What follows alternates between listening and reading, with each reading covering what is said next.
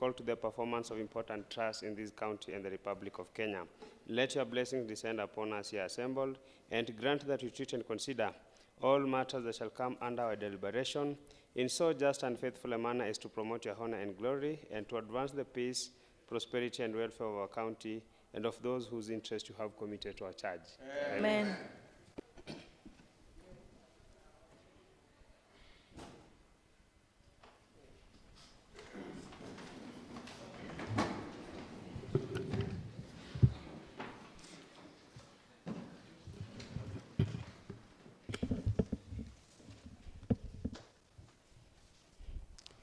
Let's take our seats, honorable members.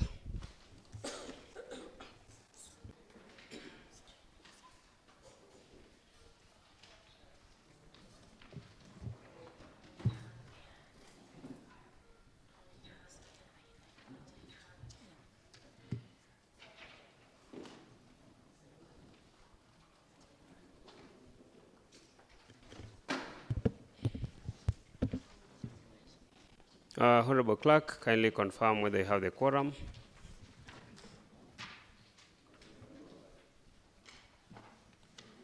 Honorable Speaker, quorum is present. Honorable Isaiah Maina, take your seat, kindly, take your seat. Honorable members, welcome to today's sitting. Today, 18th September 2024, 2:30 p.m. sitting. We can now have the prayers on the order of business.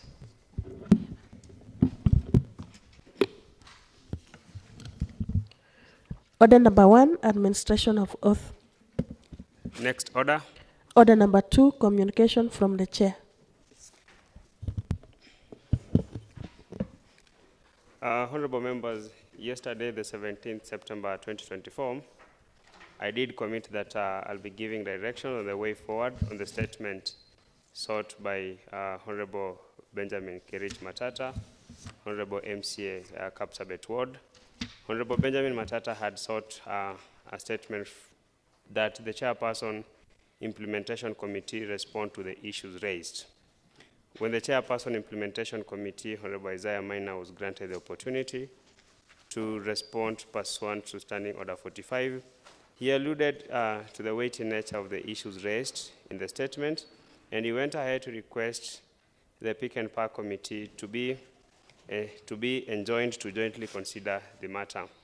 Honorable members, Standing Order 192 provide as follows, that is 192.2, that the Committee on Implementation shall scrutinize the resolutions of the County Assembly, including the adopted committee reports, petitions, and undertakings given by the County Executive Committee, and examine A, whether or not such decisions and undertakings have been implemented, and where implemented, the extent to which they have been implemented, and whether such implementation has taken place within the minimum time necessary, and B, whether or not legislation passed by the County Assembly has been operationalized, and where operationalized, the extent to which such operationalization has taken place within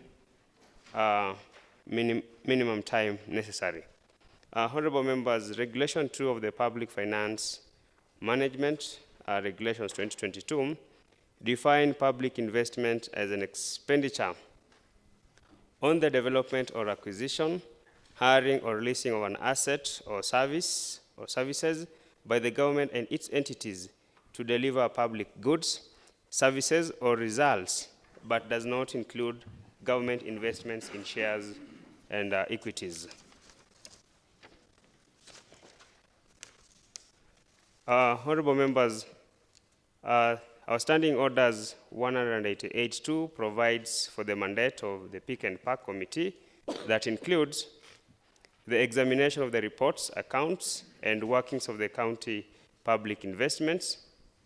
2, the examination in the context of the autonomy and efficiency of the county public investments, whether the affairs of the county public investments are being managed in accordance with the sound financial or business principles and prudent commercial practices, provided that the committee shall not examine any of the following. 1, matters of major county or national government policy is distinct from business or commercial functions of the public investments. And 2, matters for the consideration of which machinery is established by any special statute under which a particular county public investment is established. Honorable Member, the statement by Honorable Matata seeks the following information in relation to what he termed as part of the flagship projects. 1, provide the actual contract sum. 2, the commencement period of the projects. 3, the contract variations, if any. 4, the quarterly reports in respect to the contracts varied by more than 25%, if any, submitted to the Public Procurement Regulatory Authority pursuant to Section 139(5) of the Public Procurement and Asset Disposal Act of 2015.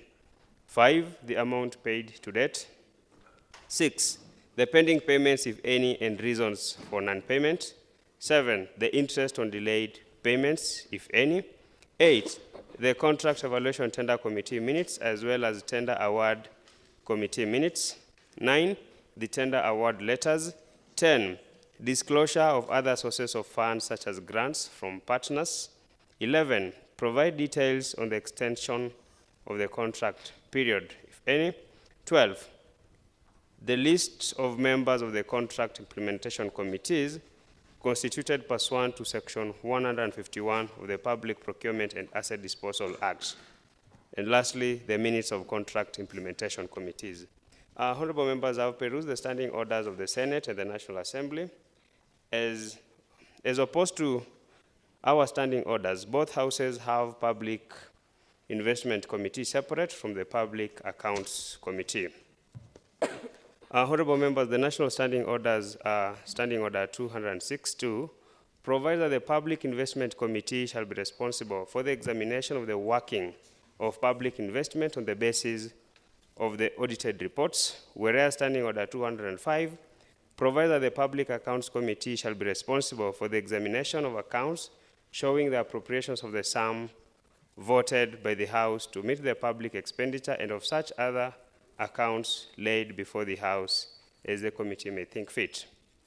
The Senate Standing Order 104 has both the County Public Investment as well as the Special Fund Committee, while Standing Order 103 establishes the County Public Accounts Committee with a mandate to, among other things, to examine the reports of the Auditor General on county government funds. Upon examination of the mandate of Standing Order 188, 1 and 2, both functions of public investment as well as the public accounts are all collapsed under the Committee on Pick and Pack. Upon examining the mandate of the Implementation Committee, as alluded to above, I am persuaded that the issues raised in the statement squarely fall within the mandate of the Pick and Pack Committee. As such, I direct that the statement be responded by the Chairperson, Pick and Pack Committee. Honorable members, it follows therefore that the prayer by Honorable Isaiah Minor to enjoin the Pick and Pack Committee to generally consider and respond to the statement is declined, and I direct that the whole statement be dealt with by a Pick and Pack Committee. Honorable members, I am further alive to the fact that the issues raised do not fall under the Standing Order number 1, where the Speaker has to decide in cases not provided for, to warrant the Speaker to decide, but rather direct that it be handled as directed above. Therefore, the Chairperson Pick and Pack Committee to respond within 14 days, and during this period, the committee will be able to robustly engage the respective departments. Honorable members, it is also worth to note that the conjoined committee of Pick and Pack will need to be separated in future to enhance efficiency. The rules and procedures committee therefore needs to take note of this situation. I thank you, honorable members. Next order. Order number 3, messages. Next order. Order number 4, petitions. Next order. Order number 5, papers. Next order. Order number 6, notices of motion. Any notice of motion? Next order. Order number 7, statements. Honorable Isaiah Maina. Thank you, Honorable Speaker. I do not know whether it is, because mine is a question. I hope it can come around this time. Thank you, Honorable Speaker. Honorable Speaker, I rise pursuant to Standing Order 45B and wish to seek some answers from the County Executive Committee member responsible for transport and infrastructure on the measures the department has put in place to ensure that all county roads and related infrastructure, such as culverts within Olesos ward, are in good condition.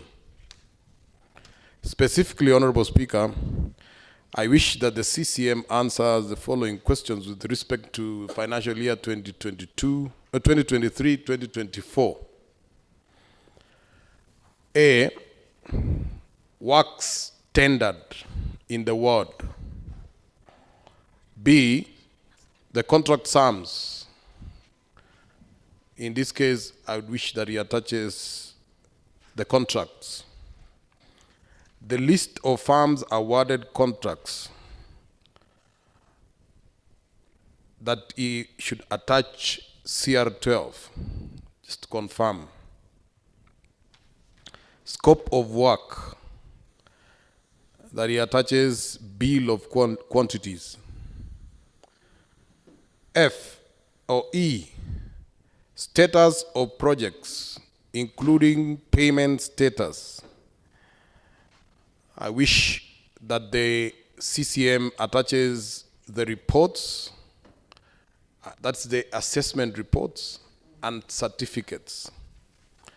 Works done using county machinery during the financial year, that is 2023-2024, outlining the scope and the evaluation reports, if any. I wish that he attaches evidence in the form of work plans and work tickets for the machineries in question.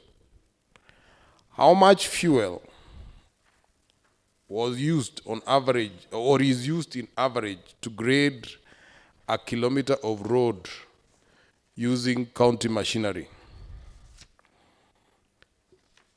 H, amount of fuel allocated to Olesos ward during the financial year in question, outlining how much was consumed, and this should be attached to specific works, and indicating the balances, if any.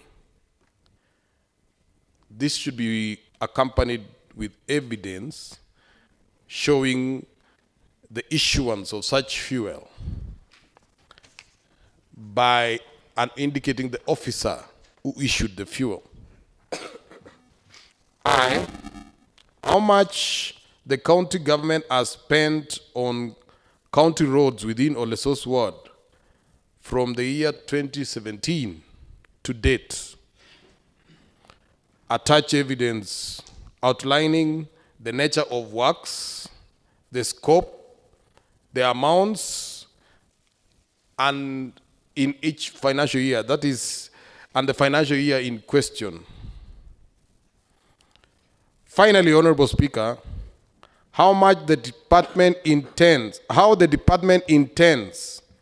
to resolve the problem of impassable roads, impassable county roads in Olesos ward, outlining the total number of roads in terms of length, whether registered or not, status of those roads, the works required, estimated costs, and timelines. I thank you, Honorable Speaker.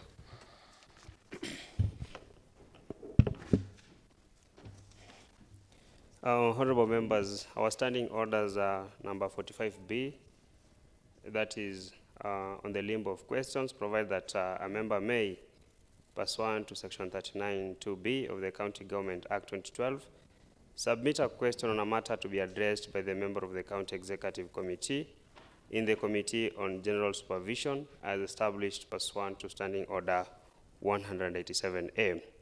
The question submitted under paragraph 1 shall be in written form. 2, may briefly set out the facts on which it is based on. C, shall be submitted to the clerk at least 7 days before the day the matter is to be addressed by the General Oversight Committee. Honorable members, I am satisfied that the said question has met the threshold as provided for under Standing Order 45B, and I therefore direct that the same to be communicated to the CCM member in charge of transport and infrastructure. Thank you.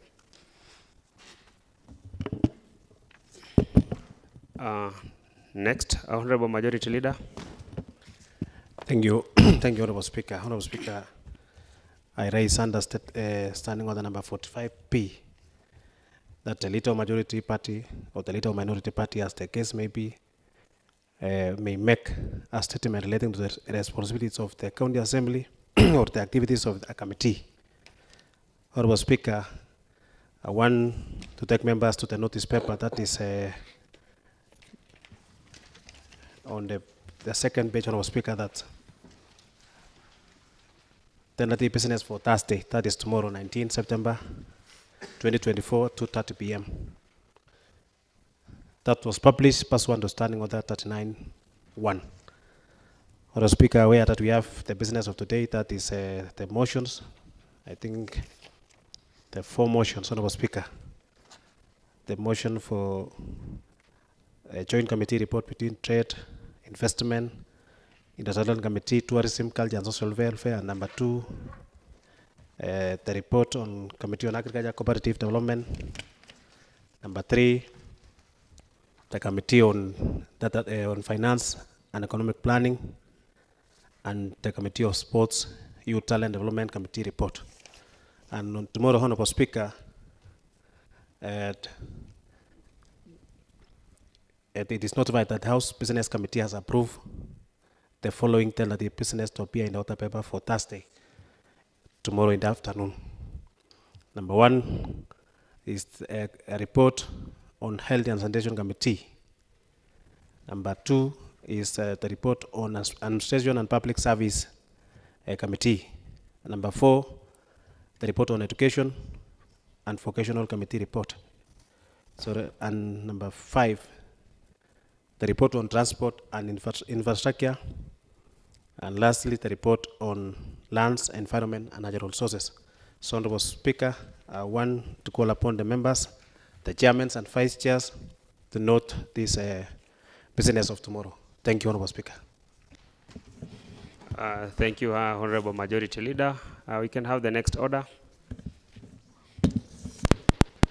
Order number 8, motion.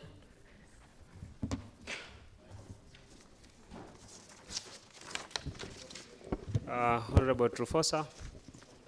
Thank you, Honorable Speaker. I would like to move a motion on the Joint Committee report between Trade, Investment and the Industrialization Committee and Tourism, Culture and Social Welfare Committee on the Nandi County project implementation status for financial year 2022-2023 and 2023-2024, laid on the table of the House on 17 September 2024. Honorable Speaker, the County Assembly is established under Article 176 of the Constitution. Article 185 of the Constitution mandates the County Assembly with the following role. The legislation authority of a county is vested in and exercised by its County Assembly. Number 2, a County Assembly may make any laws that are necessary for or incidental to the effective performance of the functions and exercise of the powers of the county government under the 4th schedule. Number 3, a county assembly, while respecting the principles of the separation of powers, may exercise oversight over the county executive committee and any other county executive organs. Number 4, a county assembly may receive and approve plans and policies for the management and exploitation of the county's resources and the development and the management of its infrastructure and institutions.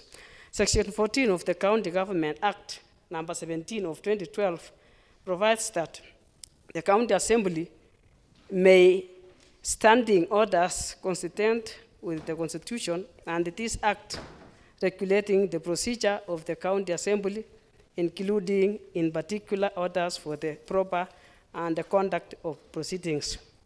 B, subject to standing orders met under paragraph A, may establish committees in such a manner and for such general or special purposes as it considers fit, and regulate the procedure of any committee so established. Honorable Speaker, the County Assembly on 7 September 2024 passed a motion on an urgent definite matter of county importance on implementation of the 2022-2023 and 2023-2024 budget and the attendant service delivery. Honorable Speaker, the motion sought the following resolutions. The County Treasurer CCM Finance, to within 7 days from the date of passage of motion, submit in accordance with Section 166 of the Public Finance Management Act 2012. Number 1, A, progress report of all projects per department indicating work undertaken during financial year 2022-2023, 2023-2024 against the incurred expenditure in the following departments.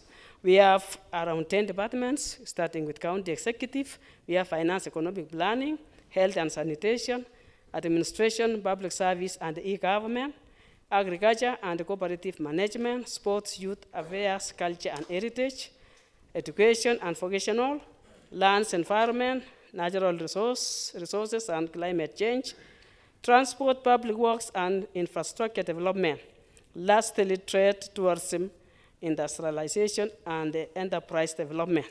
Provide reasons for non-compliance with Section 166 of the Public Finance Management Act 2012. Honorable Speaker, the Office of the Clerk received the implementation reports of the above 10 departments on 14 August 2024.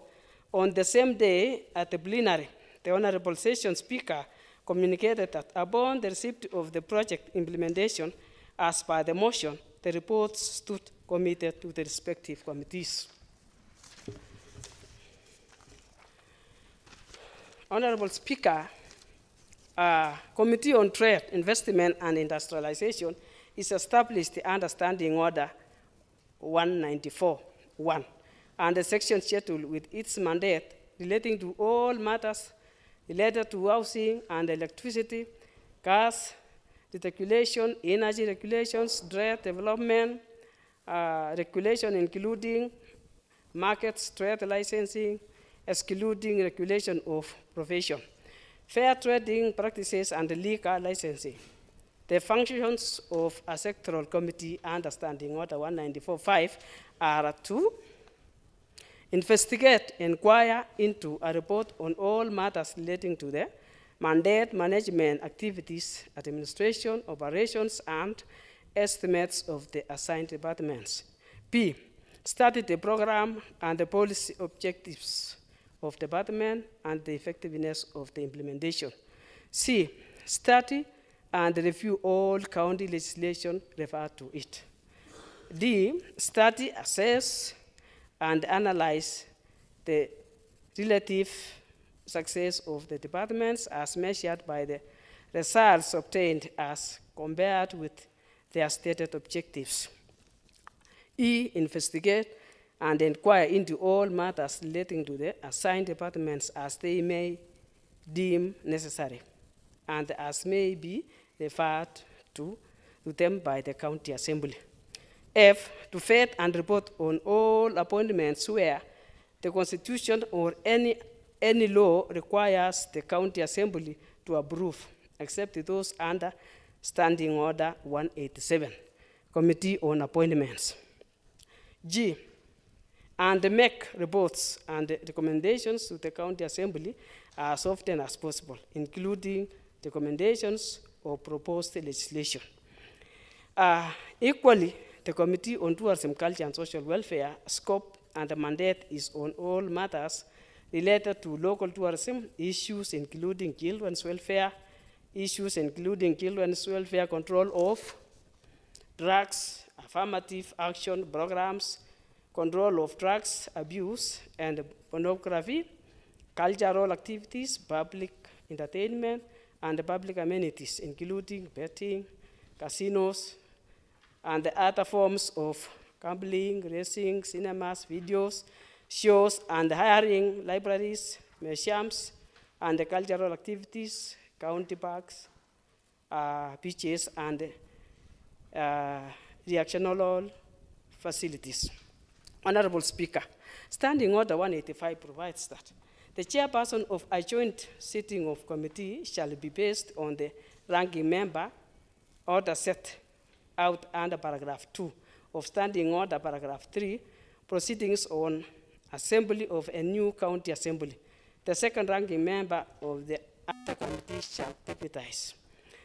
B, the quorum of a joint sitting of 2 or more committees shall be the number obtained by the adding the respective quorum of each committee, excluding the chairpersons.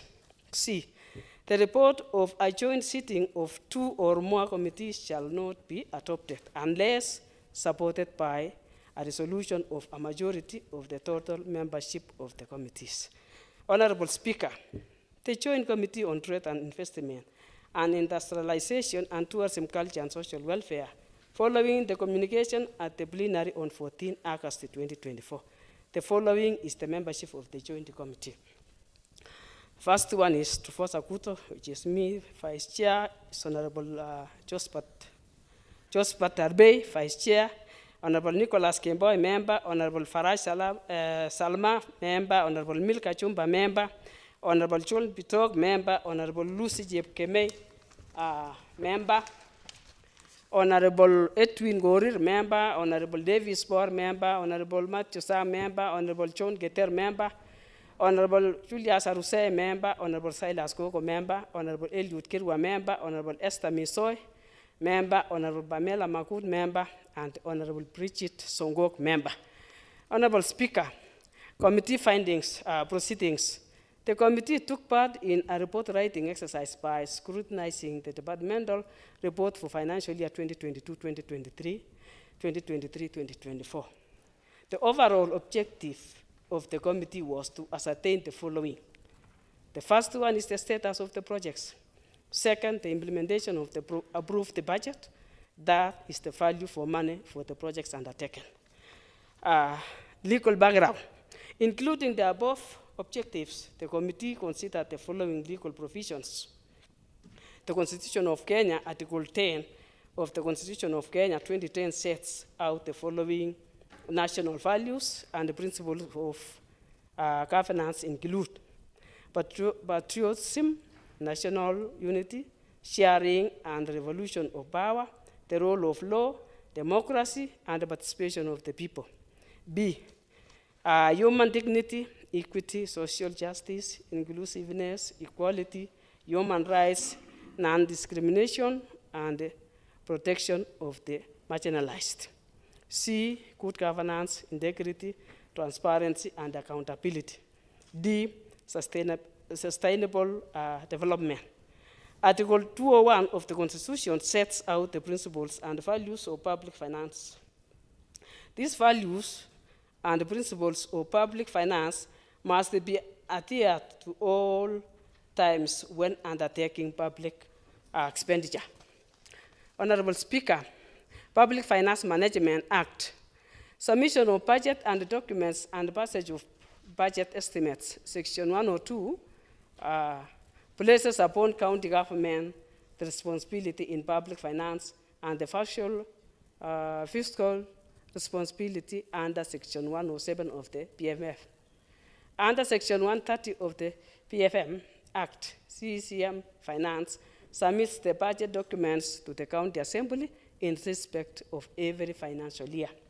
The County Assembly shall consider the county government budget estimates with a view to approving them with or without amendments in time for the relevant appropriation law and any other laws required to implement the budget to be passed by the 30th June in each year. Submission of quarterly reports. Section 166 of Public Finance Management Act provides that provides the following. Honorable Speaker, I may not go through all the documents because of time, and we still have other motions to go through. I may move to the last recommendations of the. Before that, we have a table here, Honorable Speaker, which is attached with the report, and this table shows the projects touching every ward. And when we were in the report, all these projects were given exactly the way it is in the ground. And there is no need for me to go through all the table. I hope the members will have it in your gadgets, and you will see as I proceed on. So, Honorable Speaker, allow me to move to committee observations and findings. The first observation and findings, Honorable Speaker, is projects dating back to 2022, which are yet to commence, paints the department in bad light, and there are high chances that public money may have been lost. Secondly, information as to whether projects has been paid or not has not been provided. 3, there is law based by the department to implement projects, for example, Nandi County Textile in Mosoria. The County Assembly has since appropriated funds, but the department is slow in the implementation of the works. Number 4, there are instances where the contract sum is the same as the appropriated amount. This tends to potential violation of the procurement laws. Lastly, Honorable Speaker, for projects which the department has taken in alternate delay to commence and or complete the projects, committee noted that this could be an indicator of no value for public funds. Honorable Speaker, then we go to committee recommendations. With respect to Nandi County digital market project, whose contract sum is Kenya shillings 2 million, and in light of absence of County Assembly, appropriation, further investigation, and the recommendation against the accounting officer who authorized expenditure without appropriation by the County Assembly. The chief officer to submit the physical location of the areas where project was undertaken. Number 2, since financial year 2022-2023, when County Assembly allocated Kenya shillings 14 million for phase 2, completion of textile and apparel unit, the department has only managed to prepare project specifications and quantities, and that procurement ongoing. The committee recommendation further investigation on this in alternate delay to implement the project and establish whether there has been incompetence arising from the officers concerned. The committee demands that payment certificate be submitted by the officer thread in relation to the project. Lastly, Honorable Speaker, the development of animal orphanage and developing a Bonjoke Animal Reserve at a cost of 7 million, and the scope of work is fencing work and road implementation improvement.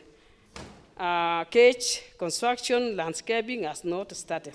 The committee will investigate on the viability of the project, vice versa, the allocation, the reasons for the delay. The committee demands that the chief officer responsible for trade to submit within 14 days from the adoption of the report.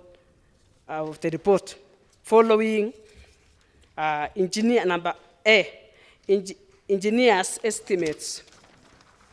We are now in the last page. Estimate the tender evaluation committee minutes as well as the tender award committee minutes. Number 4, construction of Mosoriot ablution block at a cost of 986,420. It is yet to be handed over to the community. The chief officer to provide reasons why it has taken long for the project to be handed over to the community, and how can a project be operational without having been handed over. Establishment of the county industrial park, where the county government contributed Kenya shillings 250 million. The county treasurer should give undertaking on the availability of the funds and in whose custody the payments made. For how long will the money be in abeyance? Disclose the terms of the contract with the national government, whether the county government has since complied with the terms of the agreement, whether the county government has since received the national government contribution towards the project. Honorable Speaker, the last one is the chief officer responsible for trade to provide tender documents for the construction of Mosambor ablution block at a cost of 986,420. Amounts paid per each project should be provided to the committee as soon as possible. The county treasurer to submit reasons why historical pending bills in the Department of Trade have not been honored, and which measures are being taken to settle the bills, and whether the funds appropriated by the second county assembly has not been spent for other purposes. Upon receipt of the requested procurement documents as demanded in projects, the committee will recommend to the House for action to be taken against the officers who may have violated the applicable law on award of tenders, where the contract sum is equal to appropriated amount. That the chief officers will take personal responsibility for mismanagement of funds spent without the appropriation by the county assembly. Honorable Speaker, without wasting time, here is the list for the members of the joint committee, and they have already appointed their signatures, except the one member, Honorable John Keter, who was not present by that time. Otherwise, this is the report from Trade Tourism Committee, and I urge this House to adopt this report. This report will assist us all, and it will assist the people of Nandi County. Thank you so much, members. I request my Vice Chair to second. Honorable Josephat Tarbe. Thank you, Chair. Thank you, Honorable Speaker. I think that the Honorable Member said I became Chair because of the ranking authority, Mr. Speaker, so I thought Kerebesen should know that, Mr. Speaker. Mr. Speaker, I rise to second the motion. It's moved by the EPO Chair, who is the Honorable Member for Kemelai Marapa. And I'll second in few words, Mr. Speaker. Mr. Speaker, there are roles defined to this county assembly, Mr. Speaker, and there are roles which are specifically designed by the Constitution to be undertaken by the county executive. Mr. Speaker, the role of the county executive, I mean their knowledge in terms of financial management, according to the BFM Act, Mr. Speaker, is not a role to be done by the county executive. When the names were submitted, Mr. Speaker, for vetting in this Honorable House, we wanted to believe that they have been inducted. They know what the BFM Act requires of them. And Mr. Speaker, our role was just to approve them, and of which we did. We approved them, we gave them jobs. They have been assigned vehicles. In fact, they have better salaries, Mr. Speaker. And Mr. Speaker, when we demanded the reports according to the BFM Act through a motion of county importance, we were expecting quarterly reports, but we were given implementation, monitoring and evaluation reports. So but we didn't reject, Mr. Speaker. We accepted that this was the true position of what they submitted, and we went ahead and deliberated on them, Mr. Speaker. But shockingly, Mr. Speaker, we are wondering whether these people understand their roles. Because, Mr. Speaker, the budget making process, Mr. Speaker, is a long process. We develop annual development, the CIDB, the ADB. Then during the budget making process, we go back to the Wananchi, ask them what they want to be implemented, Mr. Speaker. And one of the projects which is key to these departments is the markets, Mr. Speaker. And I believe our local women, Mr. Speaker, what they need is the physical market. Go to any place, ask them that they want the market. They want that physical market where they can bring their cabbages, their manaku. But, Mr. Speaker, despite the public participation, this department went ahead and created what we call digital market. I don't know how a Mamamboka from Jepteroi will be able to implement a digital market. And they allocated themselves the budget of 2 million to this project, Mr. Speaker, which was not appropriated in this honorable house, Mr. Speaker. So I am left wondering, where did they get the budget, the powers to create their own budget, Mr. Speaker, of allocating digital markets, which is not useful to the honorable member, to the members of public, Mr. Speaker, because a woman in Kapsengere, Mr. Speaker, will not understand anything about digital market. So which audacity, which rule or which law did they use, Mr. Speaker, to allocate money? The budget making process, the allocation of resources and the approval is done by this honorable house. So, Mr. Speaker, the department to submit that they have allocated 2 million for creation of digital market, Mr. Speaker, goes beyond human understanding. Mr. Speaker, we know there are procurement processes. You know, it beats logic. We know some of us, we believe miracles are only believed by a few.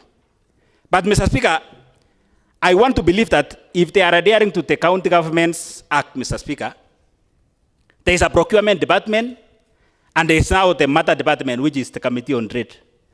But a scenario, Mr. Speaker, whereby in Marapa, Mr. Speaker, an abolition block which was budgeted 843,650. That is the budget. I believe this project was tendered, and I believe, according to the Procurement Act, the tendering process should be competitive, meaning a number of people apply for the tender, Mr. Speaker. But you find a scenario, Mr. Speaker, where the budgeted amount, which is 843,650, the project sum, the budgeted sum is equal to the sums which were done using the project, Mr. Speaker. Meaning, Mr. Speaker, there is some kind of compromise. It's either the same department is the procurement department, and that procurement department in the county is not functioning. That it's not only Maraba, Mr. Speaker. Go to Labuyo in Dindred, Mr. Speaker. All these three projects are abolition blocks, Mr. Speaker, so it can explain the scenario here, Mr. Speaker. That was an abolition block from Maraba, which was contracted at 843,650, exhausting the entire budgeted amount. In Labuyo, Mr. Speaker, the same abolition block was budgeted for 1,584,400 shillings. It is the same for the budgeted process, and the contracted amount is the same, Mr. Speaker. So meaning there is question, the procurement process is questionable, Mr. Speaker. Finally, the same abolition block in Ngenbaguruo, I think it's in Kapsape town, was budgeted to 1,517,320 shillings. Mr. Speaker, I can confirm to you that not even a single cent was saved in those projects. Even the last 20 shillings was extorted. So meaning, Mr. Speaker, if it is a competitive project, how comes the budgeted amount is equal to the contracted amount, Mr. Speaker? So it's raising a lot of questions, and we demand that documents be availed for this house, Mr. Speaker, so that we can get the correct amount. Mr. Speaker, if you go through the projects in this county, as the chair was reading, you find that in their monitoring report, quite a number of projects are yet to start. We don't know if a project is just to start from 2022, Mr. Speaker, and we are in 2024. I don't know it will be miracle to be completed in this financial year, Mr. Speaker. It means there is some incompetence somewhere, Mr. Speaker. So I urge this honorable house to adopt this report so that, Mr. Speaker, we are sent here to represent and we are doing our oversight role. We are not victimizing anybody. And mark you, Mr. Speaker, this report emanated from the department. So it's not a matter of victimizing anybody. They submitted the records. We just work on the records. And this is what the findings we are giving out, Mr. Speaker. So I urge the honorable members that we adopt the reports by this committee so that, Mr. Speaker, we can know what follows next. Thank you, Mr. Speaker. I second.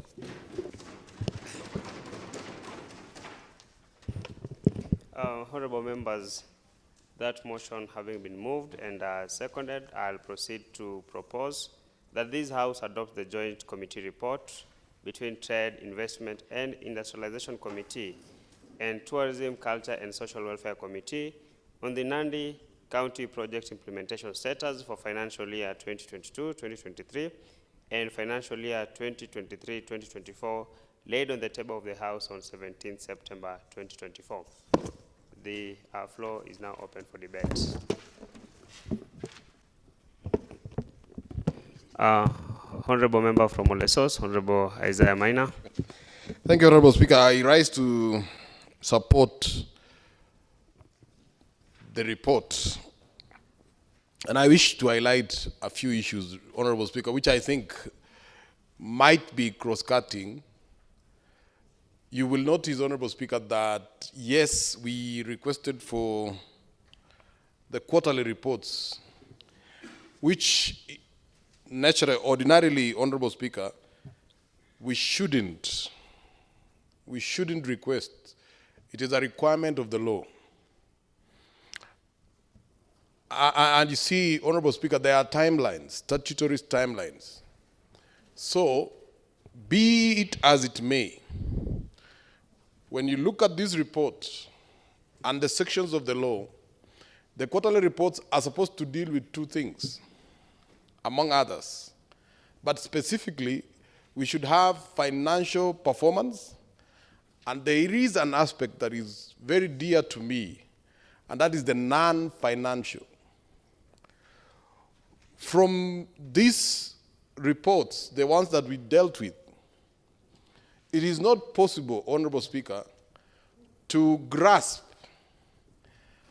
how well that department is executing its mandate vis-a-vis the resources that are available, including the time. The only conclusion you can make is that there is dereliction of duty. There is aspects of, there could easily be aspects of incompetence, because in a nutshell, Honorable Speaker, we expect that when the government undertakes a procurement process, for instance, it should be a method of getting the best at the lowest possible. Also looking at other considerations.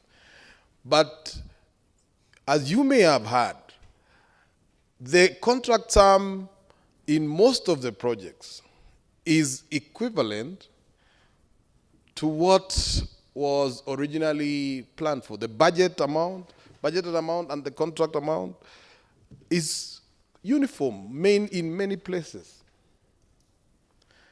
which tells you that if indeed there was a procurement process, then the officers who have been put in those positions in order to be custodians, they hold these positions in trust for our people, even for us.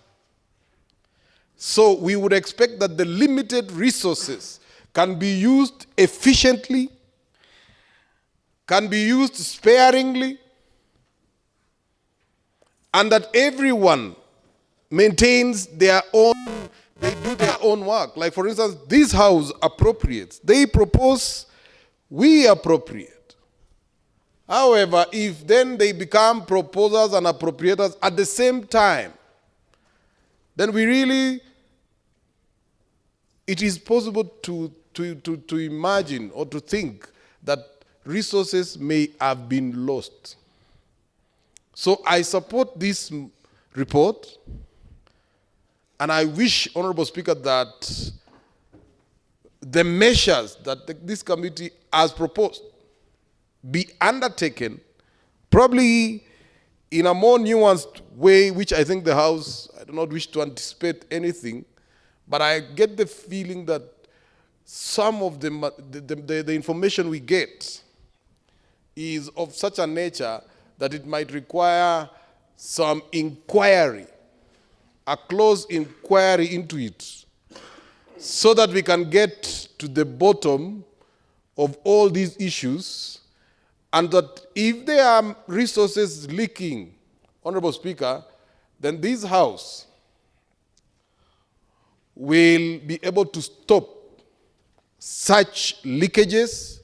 And at the same time, Honorable Speaker, if there are any inefficiencies, any incompetencies, then this House shall be able to undertake its constitutional mandate of correcting the same. And if indeed there are officers who have not taken good care of our resources, Honorable Speaker, then the necessary measures, as the committee has recommended, shall be put in place.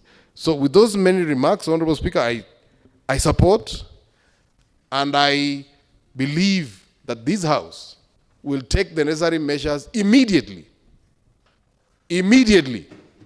so that we can stop the leakages, the hemorrhage. As you realize, Honorable Speaker, the country itself, we are suffering in terms of finances, Honorable Speaker. So we cannot afford to lose resources in Nandi. Thank you, Honorable Speaker. Honorable Isaac Musbei. Thank you, Mr. Speaker, for this opportunity you've given me so that I can support in totality the report given by the able team, the able chair. And when the chair was going through the report, Honorable Speaker and honorable members, it was kind of rekindling. It was giving me the memories of Nakuru, the nightmares I went through when first time we were given that report to go through and see the rot, Mr. Speaker.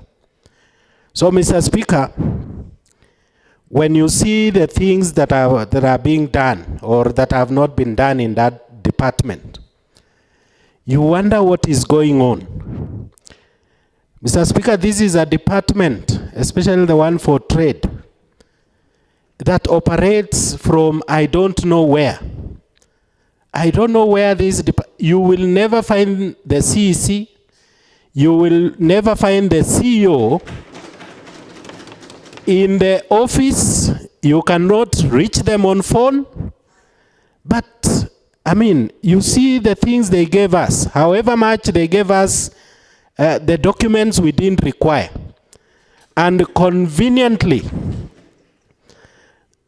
avoided giving us the documents we asked. Mr. Speaker, I would suggest, since the honorable members, if you can see them, the way they are seated today, they are ready, Mr. Speaker, for the next course of action. I support this report in totality. The honorable member from Kapsabet, Honorable Benjamin Matata. Thank you, Honorable Speaker, for giving me this opportunity to support this report. Honorable Speaker, I was contemplating and thinking that if by chance today I'm given to have the veto power, I will declare Nandi County a crime scene. Honorable Speaker, going by the contents of this report, I remember when the Honorable Tarbei stood on a standing order of county importance. This report, the persons who gave out this report I've not heard of the sections of reasons of non-compliance. And that was one of the items that was sought by the honorable member, that the people who are supposed to give this house reports should state clearly the reasons of non-compliance with the law.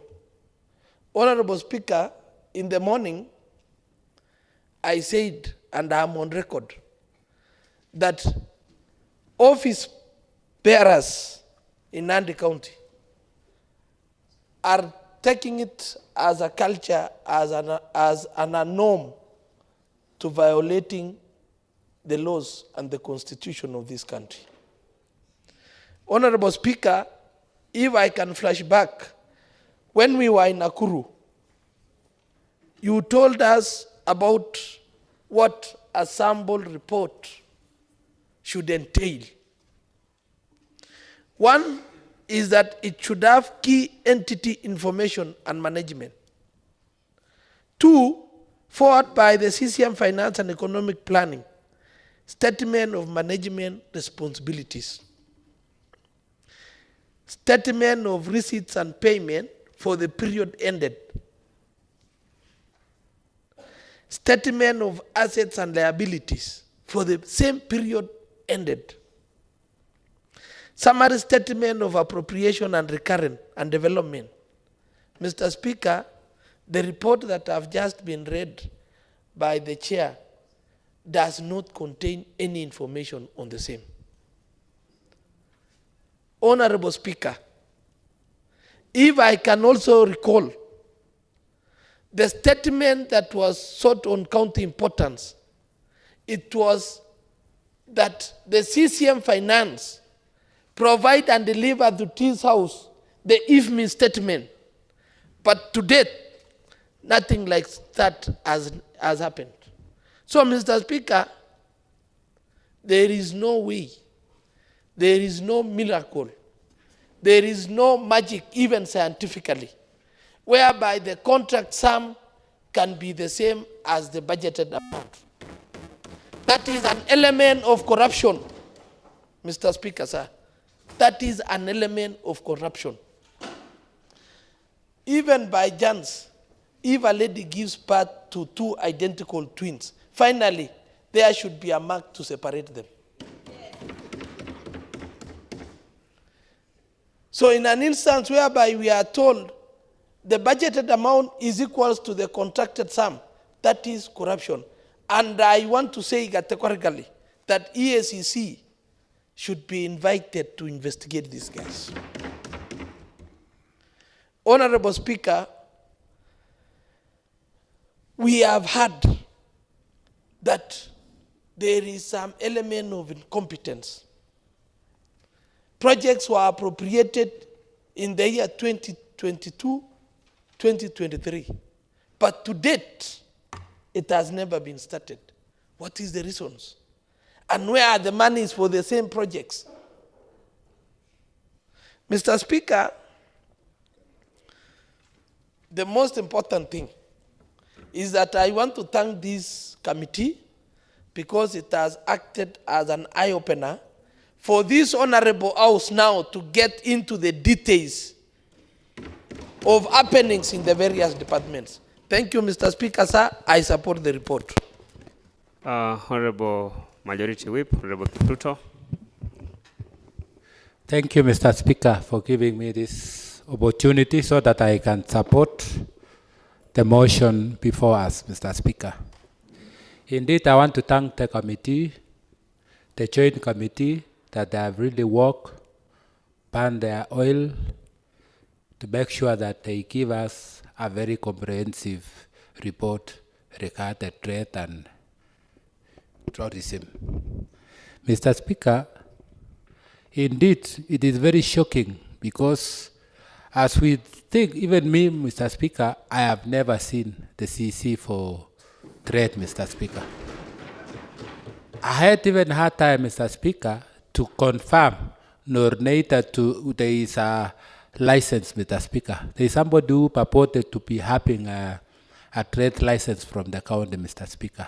And I think, as you can see, you can see, honorable members, I have just shared to your gadget so that it cannot be a lie.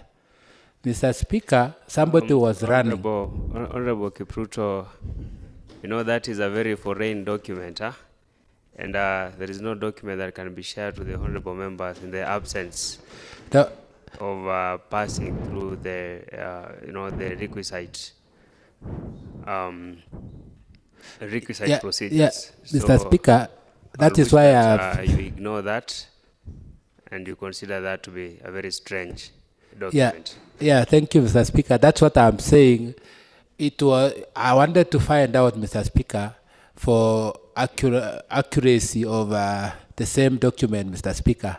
But I was not able to get the CC for trade nor neither CO, Mr. Speaker. That is why I have not brought. But someone has been operating with it, Mr. Speaker, for that long.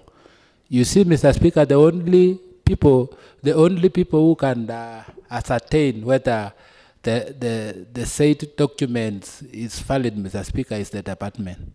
So what I'm trying to emphasize, Mr. Speaker, is that those people are nowhere to be seen, Mr. Speaker, so that they can be seen. If you go to my ward, Mr. Speaker, there is some buildings that has been built in my ward, Mr. Speaker. I found them when it was there. It is locked and it is not operational, Mr. Speaker. Whenever you ask, they are saying they are waiting for the trade people to come and officially open, Mr. Speaker. So I don't know how long or when shall those stalls that has been built in my area be operational, Mr. Speaker, so that it can assist Mama Mbokas and any other person, Mr. Speaker.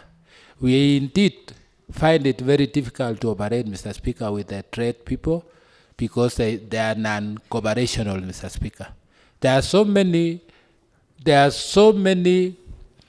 things that we have been trying to find out, Mr. Speaker, and we cannot reach them. So in this, I urge the honorable members that let the measures be taken, Mr. Speaker, against all those people that they are not in office, Mr. Speaker. So I dare support the motion that it is before us, Mr. Speaker.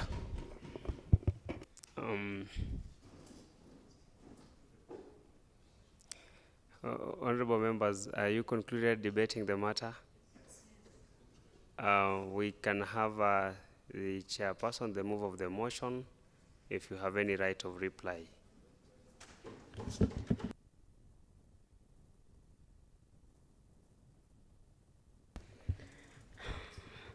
Thank you, Honorable Speaker. I have stood again to respond for the contributions raised by my honorable members. I would like to thank those who have already contributed to support this motion. This motion will assist us all. For sincerely speaking, if you see the projects tendered, the sum tendered, the same as for the contractor, that is impossible. It shows there is something going on there. We need to move on from now, members, so that things will be well. So I thank you so much for contributing, and I urge you all to adopt this motion. Thank you. I have no more to say. Thank you. Adopt this motion. Thank you so much. Honorable members, I'll proceed to put the question that this House adopt the Joint Committee report on Trade, Investment and Industrialization Committee and Tourism, Culture and Social Welfare Committee on the Nandi County Project Implementation Status for the financial years 2022-2023 and financial year 2023-2024, laid on the table of the House on 17 September 2024. Will as many as of similar opinion say ayes? Aye. And will as many as of contrary opinion say nay? Ayes have it. Next order. Order number 9, motion. Honorable Arusei.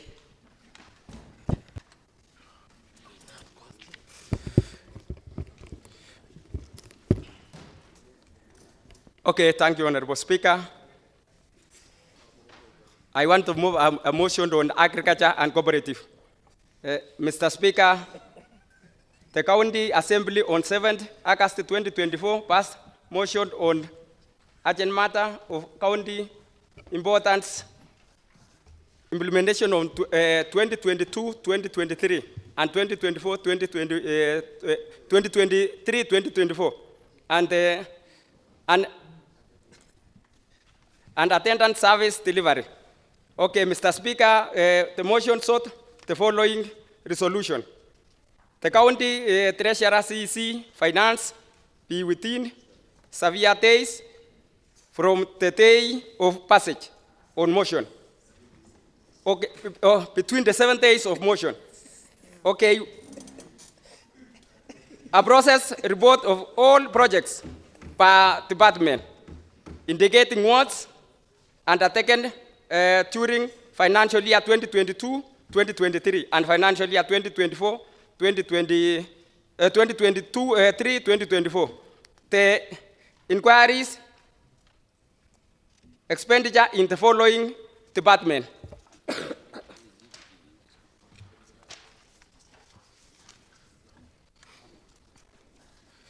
Okay, Mr. Speaker, the Office of the Clerk receives the implementation report of the above 10 department.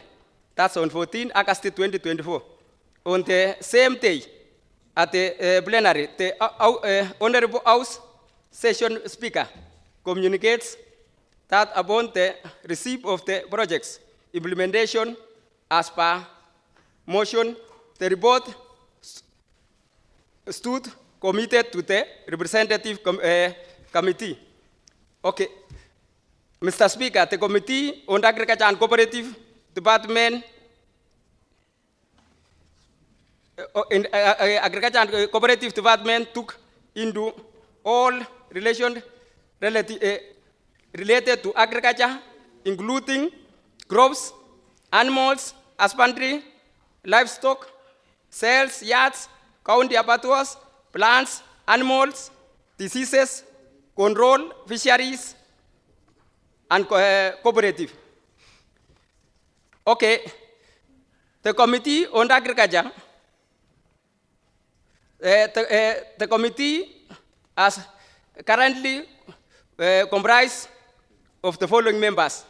I being the chair, Julia Sarusei, Vice Chair, Honorable Joan Jebet, Honorable Matthew Sang, Honorable Raymond Jelule, Honorable Walter Kiblaka Teno, Honorable Wilson Sang, Honorable Sheila Jesang, Honorable Milka Chumba, Honorable John Geter, and all of them managed to append their signatures.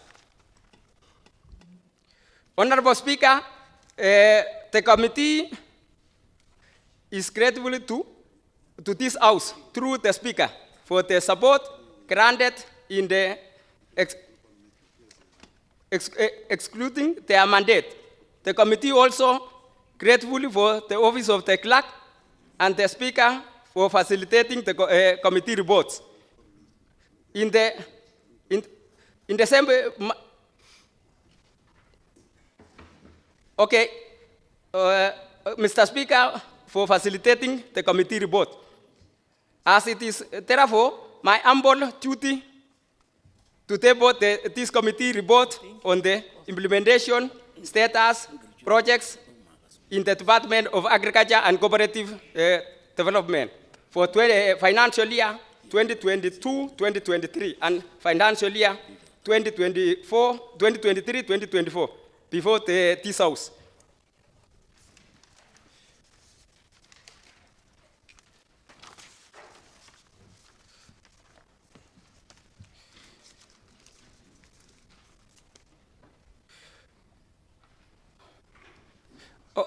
Honorable Speaker, the committee scrutinized both budget of financial year 2022-2023 and 2023-2024 and rated and observed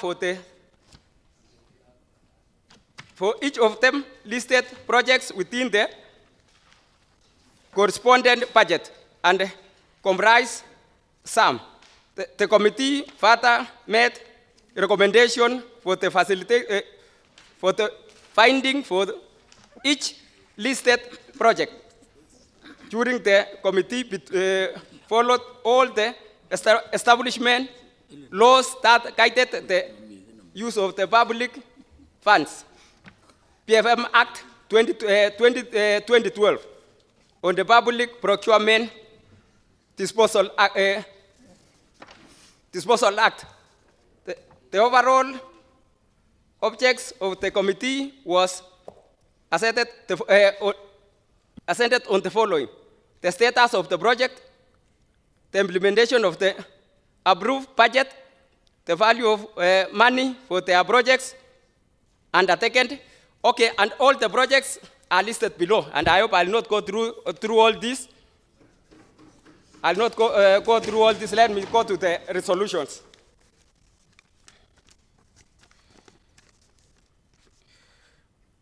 Okay. Through the resolution, the committee will immediately visit the project's question status on their ground. The committee be supplied with the procurement importance of all the projects report, in which it comments a contract sum and the budgeted amount. Okay. In any expenditure through all the budgeted without the assembling approved to be considered as a serious offense under the provision of the PFM Act. Payment of the details for each of the complete projects be submitted. The chief officers to provide reasons as to why pending bills still existing in the department and it has been budgeted and money has been allocated. The following documents be submitted in the respect to be purchase of the Agra sites worthing 9 million, submission of the list of the beneficiaries within the respect of the milk processors plan, equipments, purchase in first phase and second phase at Kabiyet, worth totaling to 118,582,537. Being second phase, 35 million, 35 million for purchase of purchase, and that's second phase, 883,582,534. That's on phase 3. The following be submitted before the committee. Okay, and I would request honorable member of Agriculture, to second. Most of the members of Agriculture are not present. Honorable Raymond Jelulei, can you second? Mr. Speaker, I am a member of this committee, and I am utterly disappointed by what the Honorable Chair has presented in this presentation of this report. I decline to second.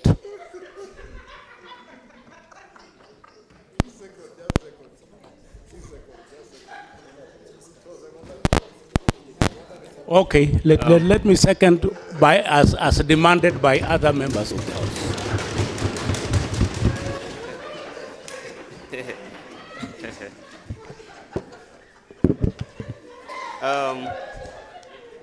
Honorable Chelule, that was very shocking that you're a member of Agriculture and you don't want to second the motion. Honorable members, I will proceed to propose that this House adopts the report of the Committee on Agriculture and Cooperative Development Project Implementation Status for the financial year 2022-2023 and 2023-2024, laid on the table of the House on 17th September 2024. Honorable members, the floor is now open for debate.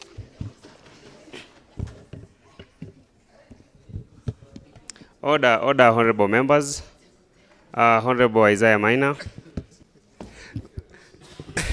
Thank you, Honorable Speaker. You see, Honorable Chalule has provided some moments, we are almost unable to control ourselves. But anyway, be it as it may, I would like to thank this committee and state from the onset that agriculture is a fairly important sector for us and the country.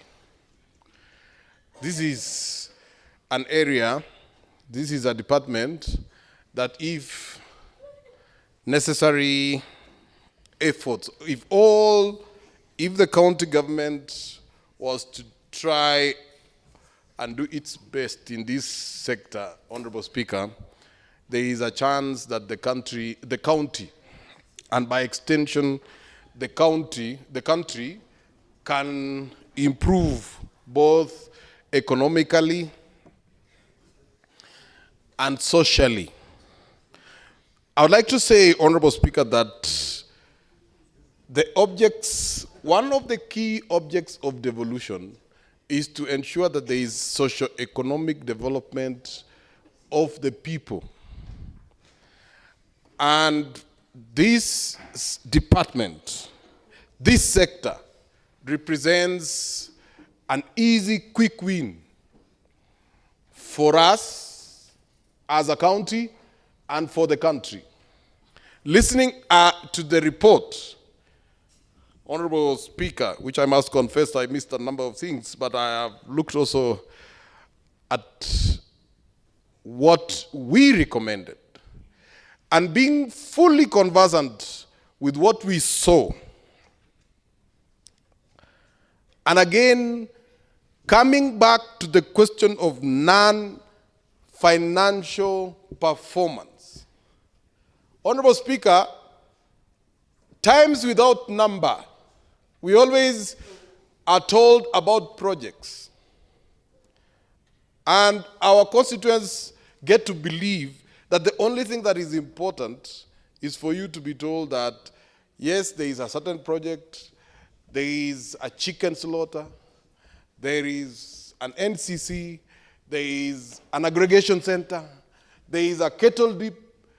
But as for the question of sustainability, as for the question of how these projects are supposed to be useful, are supposed to improve on the well-being of our people, that question is never answered. We really do not know, even as we sit in this house, Honorable Speaker, I think I can safely say whether the aggregation center, which I have no problem with, Honorable Speaker, because it is in Olesos, however, knowing and noting easily that that project is in one end of the county. It's supposed to be a county project. I want you to imagine, Honorable Speaker, with me, that someone moves from Chepterwai with their avocado, comes all the way to Kapsabet, then passes Kapsabet and goes to Lesos. So, in as much as it would be good for Lesos to have a project, but if it is a county project, even the location of it begins to matter. Because how can somebody get, and then at the same time, Honorable Speaker, you find that an aggregation center is, another one, is put in Chemase. So here we are, spending so much putting up an aggregation center in Chemase, which with all due respect to our people in Jamasa, you see, we do not have a problem with them. But there is an escarpment in between. So now look at this, Honorable Speaker. One aggregation center is put between us. There is an escarpment between us and that aggregation center. The other one is put at the complete end of the county. And these are the same people who are sitting to make these decisions. And I think this is the reason why it makes a lot more sense, and I hope this House will resolve that this Committee on Agriculture may not necessarily, probably they had the opportunity to call and get all this information that they are saying now in their resolution that they would do. I think this House should take it upon itself now to dig into all these questions without much delay. Not also, Honorable Speaker, that this department is the recipient of so much in terms of donor funding. This is where you would find NARIC. This is where you would find NAF CDP. This is where you will find some other projects, which I think I may not be wrong in thinking that there are quite a number of projects that have not even come to our attention, Honorable Speaker. They are being run by this department. And when you look at their budget and their programs, it is not very easy to distinguish between what comes from Government of Kenya and what comes from the donors. I suspect that there is a way in which this is fused together to mask a potential attempt at pilfering. So this is a department that calls for us, Honorable Speaker, and I want to urge this House that because they did not supply us with what we wanted, then we want to now use our powers to demand. And if you look at, Honorable Speaker, the question of kettle dips, I'll finalize with this.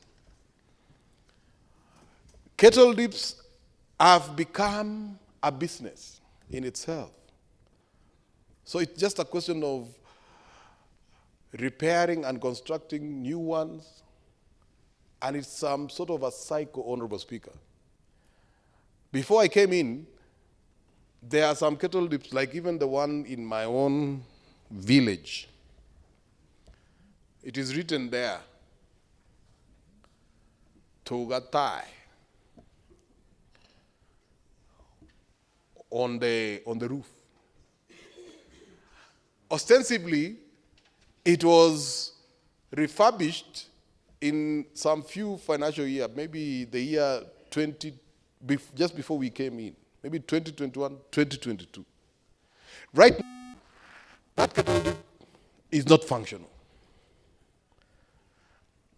But because it was repaired the other day, it is only necessary that we continue repairing others as we wait for that one to continue rotting, and then we will come round back to it. That will be the only thing we are doing, Honorable Speaker. This is something that we cannot keep doing. And I am happy that this House finally has said, enough is enough. We do not want people who go around pretending to do so much. And we have not also heard quite a bit about cooperatives. Honorable Speaker, let me tell you this as I wind up. This county will easily become a cooperative county. I don't know how many cooperatives we have. You keep hearing cooperative this started, another cooperative started, another one, and another one. Just cooperatives all over the place.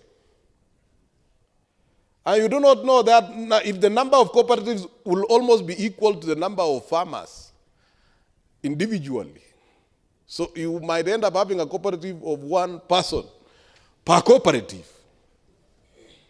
So I think this sort of events should be arrested. and let's put the county on a trajectory of development. Thank you, Honorable Speaker. We have the ranking member, Honorable Tarbey, thereafter the Honorable member from Kapchorwa. Honorable Tarbey. Thank you, Honorable Speaker. I rise to support the report, Mr. Speaker. Although our senior members has given us a break, that we could smile a little, Mr. Speaker. So, Mr. Speaker, I want to congratulate the committee for this wonderful report. As I was going through the report, Mr. Speaker, I realized this dedicated committee gave around 12 recommendations, serious recommendations, one, Mr. Speaker, which, if implemented, will give us a clear picture of how the Department of Agriculture is performing. However, Mr. Speaker, with your guidance, allow me to commend the EPO chair. Although, Mr. Speaker, I want to encourage him that while he was presenting, I saw he had some difficulties, maybe with the eyesight, Mr. Speaker, because he was training to read. And I would recommend, Mr. Speaker, if in case he has some challenges, he should, because this our assembly has taken our welfare seriously. He has a medical cover for optic, and he can be assigned some good classes, Mr. Speaker, so that next time the honorable member can almost decline to second the motion, Mr. Speaker, because the member could not clearly. But however, Mr. Speaker, it's good because all the members had the report in their gadget and we were following. So that's why I wanted to encourage the chair. Maybe he could visit the optician because, Mr. Speaker, I realize there is a problem. Not on bad faith, Mr. Speaker, but that is as a brother, Mr. Speaker. Mr. Speaker, noting the concerns, I have also realized that this is also a common problem in this department where the contracted sum is equal to the appropriated sum which was budgeted. There is a common problem, Mr. Speaker. Meaning, Mr. Speaker, the issue of procurement department, maybe there being a laxity, could also be affecting this department. However, I want to applaud because in recommendation, they have requested for verification documents, including completion certificates and payments of the same, Mr. Speaker, for us to ascertain.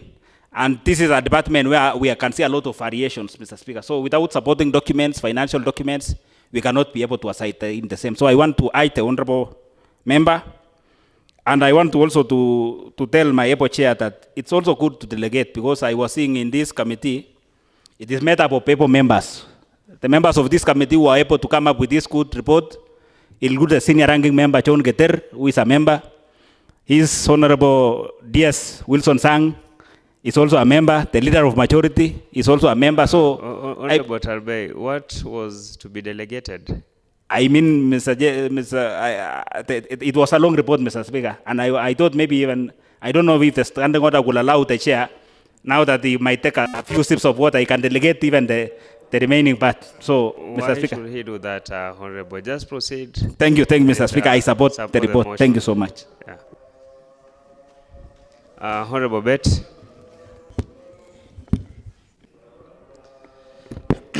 Thank you, Mr. Speaker, sir, for giving this opportunity. And before anything, I want to appreciate our chair and the entire Committee of Agriculture for such a comprehensive report. I say comprehensive report because this is one of the departments that is receiving huge money,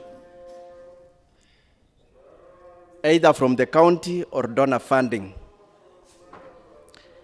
Mr. Speaker, if we were to summarize what we are debating today, you would have adjourned this house long time ago.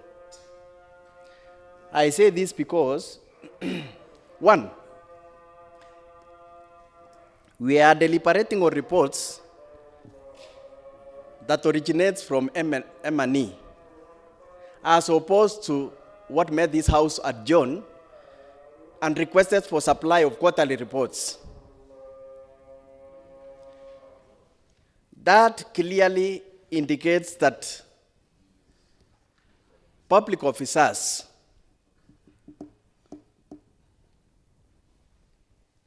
and their obligations, as outlined in the BFM Act, 164. And if you can allow me, Mr. Speaker, I read 162, sorry. On the application of county public officers. Every public officer employed or by the county government shall comply with the Constitution and all laws relating to conduct of public officer when carrying out a responsibility imposed or exercise power conferred by the Act. Every public officer shall also comply with the provisions of this Act, so far as they are applicable to the officer. And let me, 162.1 says, in a lawful and authorized, effective, efficient, economical, and transparent. If you look at the kind of reports that we are receiving, Mr. Speaker, it is one thing. One thing in the sense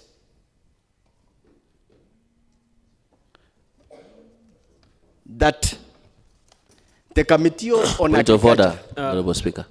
What is it, Honorable Ezra? Honorable Bet, you may remain seated. Order number 90 on accuracy of facts, Honorable Speaker. Is the Honorable Member referring to the report from Agriculture, that it's the one that is wanting, or the report from the MNE? It's good if the member comes clear. How much I wish Honorable Ezra probably could have been patient thank you. enough Let me clarify. for him to clarify. wind up prosecuting so that we could From know. the onset, I say we are discussing a report that we didn't ask for. We were supposed to be discussing quarterly reports. And if we were to have quarterly reports, the report could be more comprehensive. But based on what we use, the committee has no problem. The report is okay. Mr. Speaker, some of the very serious recommendations done by this committee, I was looking at, this is something that is happening across the department. On block figures indicating countywide. This word countywide is a term that is used to siphon money. 2022-2023 financial year, 2023-2024 financial year, there is no any single successful story on NARIP and NAP CBD. If you move around, and I'm one of the areas that were identified to benefit on NARIP. There is no single project, Mr. Speaker. And as indicated by the committee, I would request any recommendation that is going to be done by this House. Those people must show us tangible projects that the money was spent by the donor funding. The only thing that the department knows to do better is hospitality. They spend a lot of money, huge money, training staff on the same thing for the last 10 years. Whereas there is no single project that can assist, transform the lives and the livelihoods of our people. Mr. Speaker, as I made my submissions, let serious investigation be done, especially on the donor funding. And as indicated by the chair and the committee, kindly please do a thorough investigation, and those culpable of waste of resources should be brought to book. And not only be brought to book, I normally repeat this, should be jailed. Thank you, Mr. Speaker.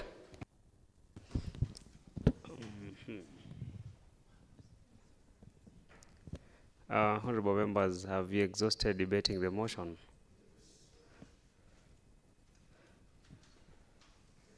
Honorable Chair, you seem not to be having a right of reply. Okay, thank you, Honorable Speaker. I want to thank honorable members for supporting this motion. The only thing I'm wondering is members of Agriculture, all members, Committee of Agriculture are not present. The only honorable member, Honorable Jelulei, who is always not supporting the chair because he was my competitor during chairship. Honorable Arusei, you out of order. Honorable Arusei, I only gave you an opportunity to make a right of reply and not to comment that Honorable Chelule has not been supportive. Honorable members, I'll therefore proceed to put the question that this House adopts the report on committee on agriculture and cooperative development project implementation status for financial year 2022-2023 and financial year 2023-2024 laid on the table of the House on 17 September 2024. Will as many as have similar opinion say ayes? Aye. And will as many as have contrary opinion say nay? Ayes have it. Next order. Order number 10, motion.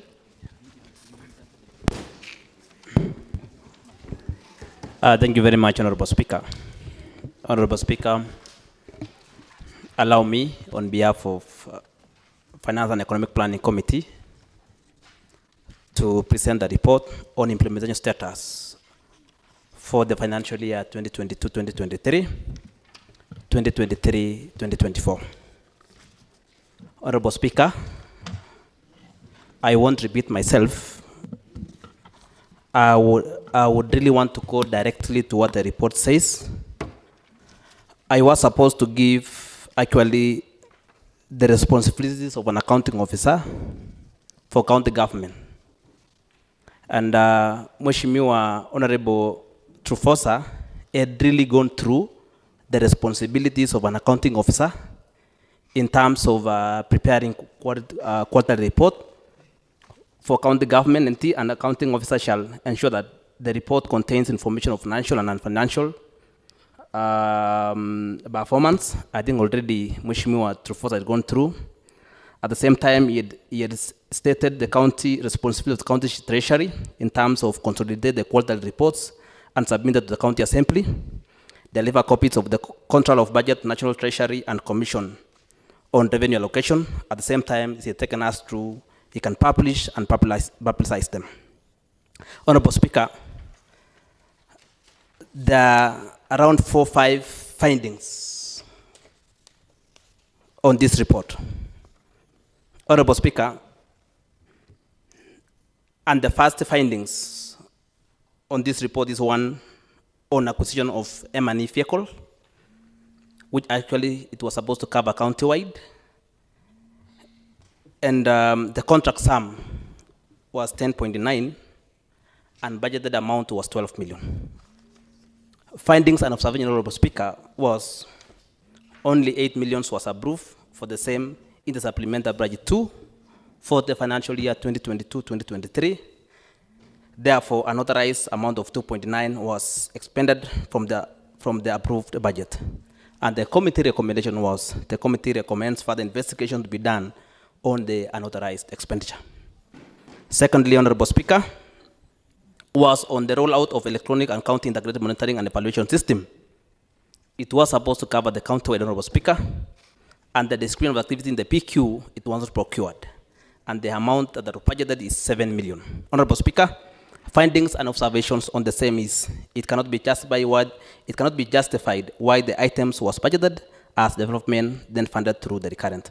And the recommendations, therefore, for the committee was, the committee recommends further investigation on the contract, its nature and justifications for payment through the recurrent budget.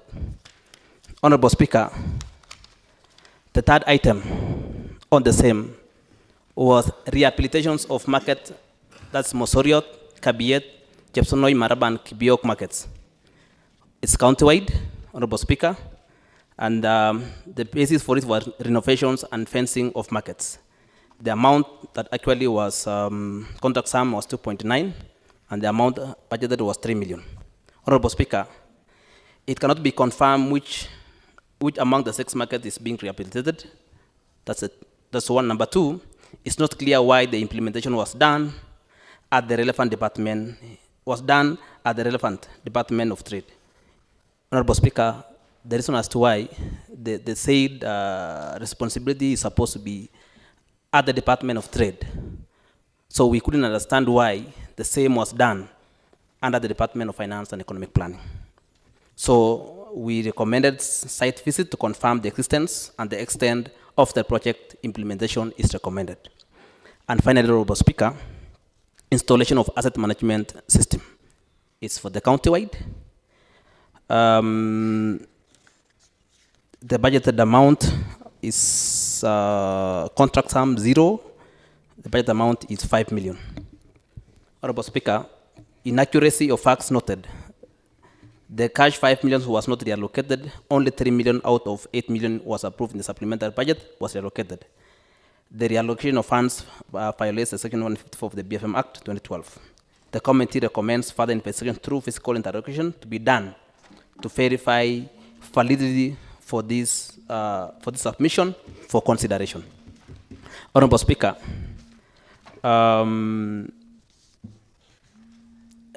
in conclusion or general recommendation that within 14 days, the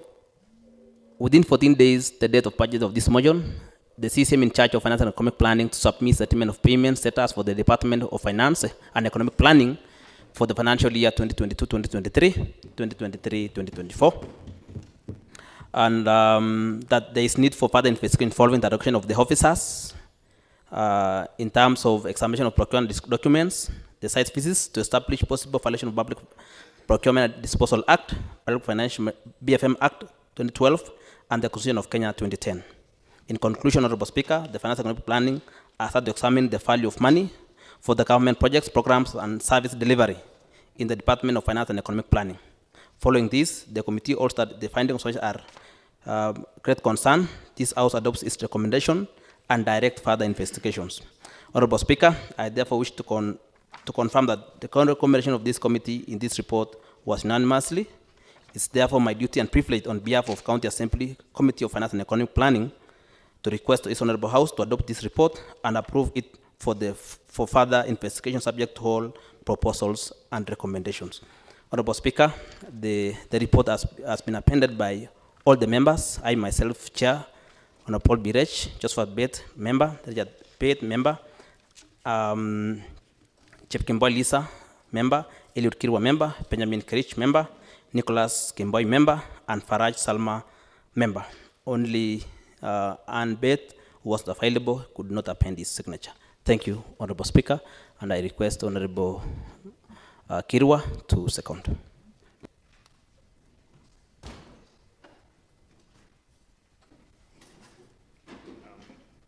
Honorable members, I'll proceed to propose that this House adopts the Finance and Economic Planning Committee report on the implementation status report for financial year 2022-2023 and financial year 2023-2024 laid on the table of the House on 17th September 2024.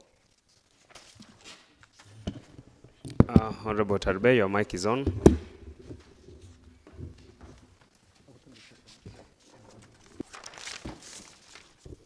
Thank you, Mr. Speaker. I rise to support the motion on the adoption as taken by the chair. I think they had a brief recommendation, but those recommendations are serious, Mr. Speaker, because variation without the approval of this House, Mr. Speaker, is against the BFM Act. So I believe the Department of Finance has some explaining to do, because if we budgeted for 3 million for a project and then they end up allocating 5 million, Mr. Speaker, it means they have appropriated on their own, Mr. Speaker. So I support the adoption of this report, Mr. Speaker. Honorable member from Kapsabet, Honorable Kerich. Thank you. Thank you, Honorable Speaker. I rise to support this motion that has been moved by the Honorable Birech, who is my chairman. Honorable Speaker, you find that, as read by the Honorable Chair, you find that the Department of Finance is taking up functions that are supposed to be done by the other departments. It is common knowledge, Mr. Speaker, sir, that the Department of Finance should actually be acting as a department that is supposed to be facilitating other departments. Now that they are taking other functions of other departments, it means there are some questionable dealings in the same department, Honorable Speaker. Secondly, Honorable Speaker, the issue of expending money without the approval of this House is an illegality in its form, Mr. Speaker, sir. And I want to thank the committee because we recommended a thorough investigation to be carried by the whole House or by whichever way the House will see fit to do more investigation, Mr. Speaker. So I support this motion and I call upon all the honorable members to support. Thank you. Honorable member from Olesos. Thank you, Honorable Speaker. I also rise to support this report and would like to draw the attention of the House to the PFM Act, Section 104, and I'll read 104.1, that subject to the Constitution, a county's treasury shall monitor, evaluate, and oversee the management of public finances and economic affairs of the county. I think that's a key issue. Then I would like to move on to section 107, Honorable Speaker. That section 107 says as follows, 107.1, that a county treasury shall manage its public finances in accordance with the principles of fiscal responsibility set out in section 2 and shall not, and I would like to emphasize, shall not exceed the limits stated in the regulations. Shall not. 107 subsection 2 or clause 2, it says, in managing the county government's public finances, the county treasury shall enforce. Honorable Speaker, I want to emphasize, shall enforce the following fiscal responsibility principles: that the recurrent expenditure shall not exceed the revenue. Over the medium term, 30%, at least 30%, shall be allocated to development. That the county expenditure on wages, Honorable Speaker, on wages, and I think at this moment, this House is alive to wages. And the idea that quite a number of some people who have been called ghosts before, who have now finally come out in the open, that it shall not exceed a percentage of the county revenue,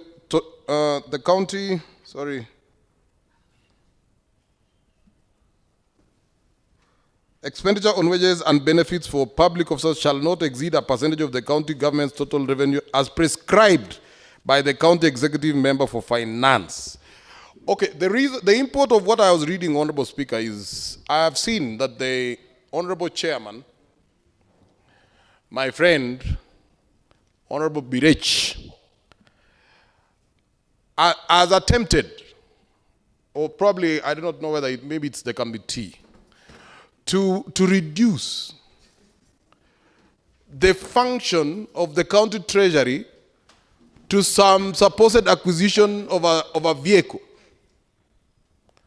or some small issues. I'd like to say, Honorable Speaker, that the heartbeat of the county rests on this department, whatever is called the county treasury. All the malpractices in all the departments stop squarely at the county treasury. If there is any problem with agriculture, that is a problem allowed by the county treasury. If there is any problem in tourism or indeed any other department, it is their primary role, Honorable Speaker. And therefore, if there is any department that we must take with very great exception, it is this one. Probably there should have been a recommendation, Honorable Speaker, but I am sure this House will come up with a recommendation like that, that there is a chance, there is indeed a chance that the officers in this department are either incompetent or rogue. Because earlier on in the morning, Honorable Speaker, we were debating a motion about the non-payment of contractors. We have talked about so many issues, and they all lie squarely at the doorstep of the county treasury. Some of us saw a CEC crying, shedding tears, because supposedly an officer in the national county treasury had not picked his phone call for weeks on end. He cried. So if there is any cancer, something that can be called cancer, it must be in this department. And I want to suggest, Honorable Speaker, that it must be excised. That cancer, that tumor, that is threatening to dismember our county should be removed. It must be removed. And so with those, and I'm happy that the chair, the committee has recommended that we do further thorough investigation. In any case, this is the same department that should have given us what we didn't get. That which we didn't get. So they must hold this House with respect. Honorable Speaker, I think there is a problem with the county treasury. Finally, Honorable Speaker, you would understand that this is the same department that comes up with CPROB that comes to this House. And we had serious problems about how it is that this House was supposed to approve a document that was recommending for us to break the law. And we have been very kind to them. We said, and I like the Honorable Chair of Budget has been trying to be kind and said, okay, please, give us strategies on how you are going to reduce. How could they have reduced, Honorable Speaker, when some of these radio callers, or I don't know who else, was busy drawing a salary from this county? How could they reduce? When their own girlfriends, brothers and sisters, families complete, were drawing salaries. So this is where we were diverting funding to. And it was allowed by none other than the county treasury.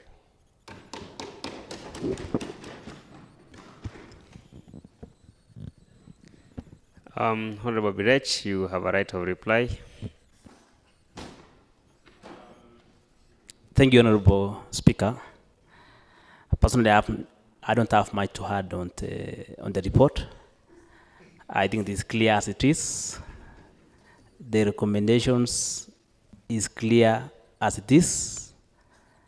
And I want to thank this Honorable House for looking at this report as it is. And there was a question that probably Honorable Miners asked about the vehicle. The vehicle that has acquired, Honorable Speaker, is for monitoring and evaluations, and it is specifically under Department of Finance and Economic Planning. Monitoring and evaluation is strictly under Department of Finance and Economic Planning. I think that's good for him to know that. Otherwise, Honorable Speaker, I thank you.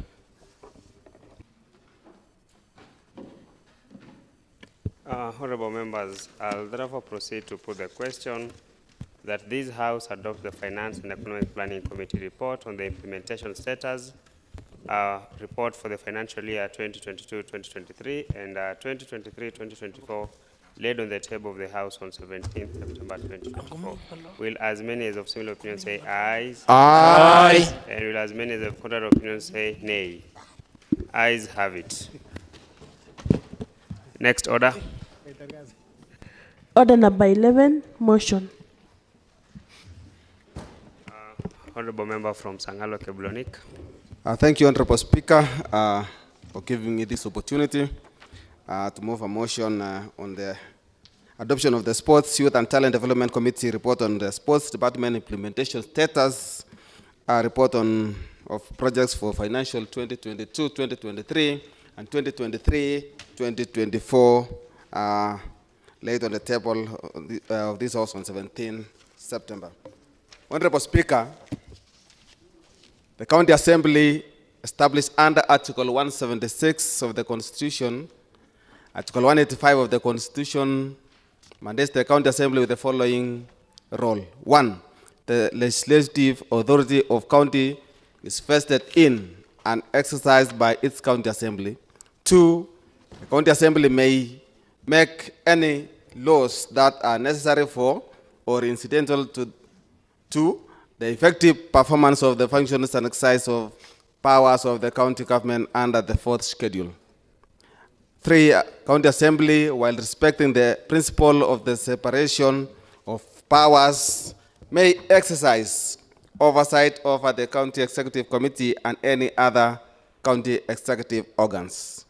4, a County Assembly may receive and approve plans and policies for the management and exploitation of the county resources and the development, that's B, the development and management of infrastructure and institutions. Honorable Speaker, Section 14 of the County Government Act, number 17 of 2012, provides that the County Assembly may make standing orders consistent with the Constitution, and this act regulating the procedure of the County Assembly, including in particular orders for the proper conduct of proceedings. And B, subject to standing orders made under paragraph A, may establish committees in such a manner and for such general or special purposes as it considers fit, and regulate the procedure of any committee so established.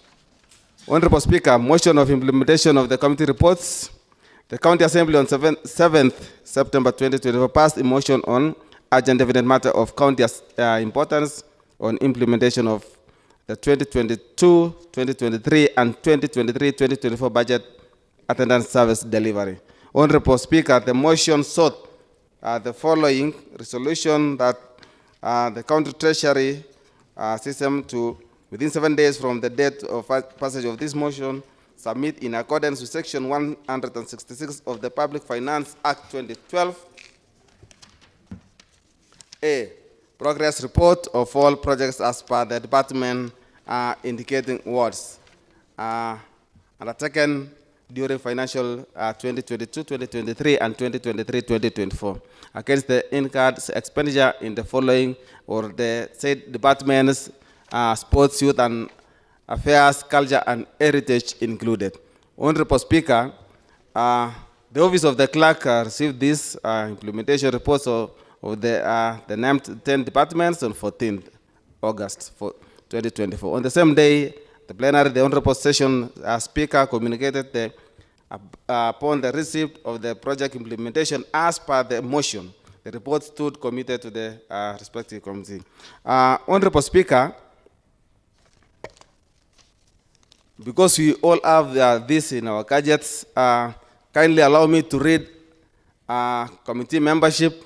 The membership of the committee as currently constituted consists of the following. Personally being the chair, Silas Kipkemboi Kogo. 2, Honorable Anne Chebleting Bet, who is my vice chair. Honorable Martin Douglas, member. Honorable Sheila Chesang, member. Honorable Silas Som Kipkoech, member. Honorable Kagoni Hassan Majani, member. Honorable Tarbej Josephat, member. Honorable Susan Chepto, member. And Honorable Beth Josephat Kipto, member. Acknowledgement, Honorable Speaker, the committee wishes to thank the Office of the Speaker and the Clerk of the County Assembly for the support. The two officers have always extended to the committee for the support the two officers are always committed, extended to the committee. It is through this support that the committee has been able to efficiently fulfill its legal mandates. The committee is largely indebted to all members of the county, the accounting officers of the county assembly for their cooperation, and all stakeholders who participated and gave inputs towards the development of this report. Honorable Speaker, more so to the committee extends its gratitude to the committee clerks and the legal officers for their tireless support they have accorded to the committee during the entire process. Mr. Speaker, sir, it is therefore my pleasant duty on behalf of the Sports, Youth, Talent Development Committee to table this report and recommend it to the House for adoption, signed by me as the chair.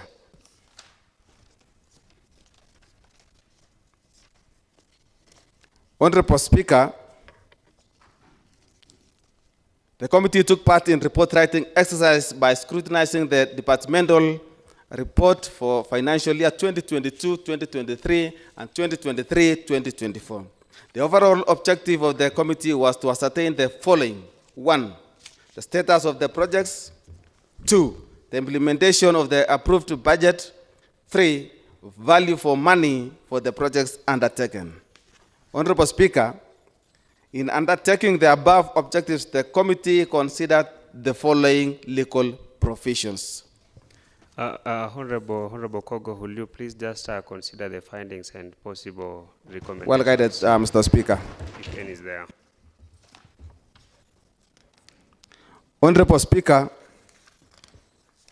if you may allow, just we have that table, honorable members. You can follow. Maybe I can just sample one that the proposed construction of Nandi Hill Stadium terracing phase 4. Honorable Speaker, we found that painting works at the gate done, ablution block also done. The team noted substandard work done in the stadium. The terracing has stalled. Honorable Speaker, the committee recommends that the accounting officer responsible should appear before it to shed light on the same. Honorable Speaker, based on the conclusion of number 1 above, if found culpable, action or action should be taken against the concerned officers. Honorable Speaker, on the findings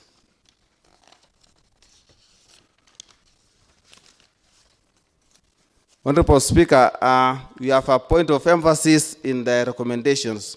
The committee insists that the responsible head of department to make sure that they act accordingly on recommendation that directs her to 1, appear before committee when scheduled, to a partial standing order number 174-1 to respond the findings of this report.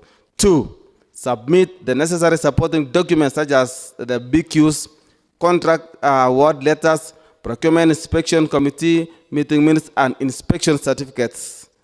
Number 3, give the committee necessary support and cooperation during the site visit where the recommendation directs that the project inspection should be done to establish existence and value for money for the projects.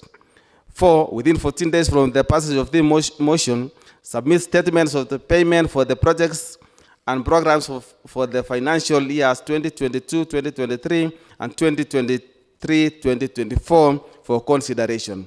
Honorable Speaker, also number 5, within 14 days from the passage of this motion, and subsequently submit quarterly reports financial year 2023-2024.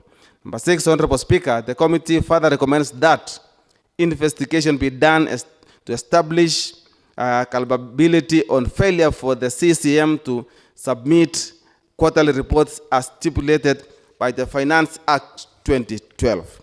Honorable Speaker, from the recommendation above, the committee notifies the CCM in charge responsible for the sports and youth affairs that after the 14 days are scheduled for 1, submission of documents stated in number 2, 4, and 5 above.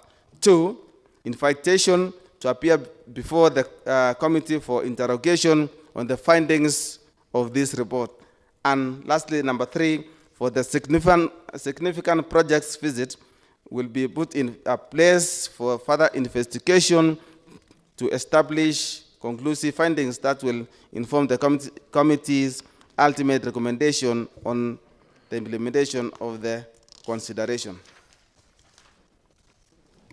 Conclusion, Honorable Speaker, in conclusion, the Sports, Youth and Talent Development Committee are set to examine the value for money of the government project, programs and service delivery in the Department of Sports and Youth Affairs.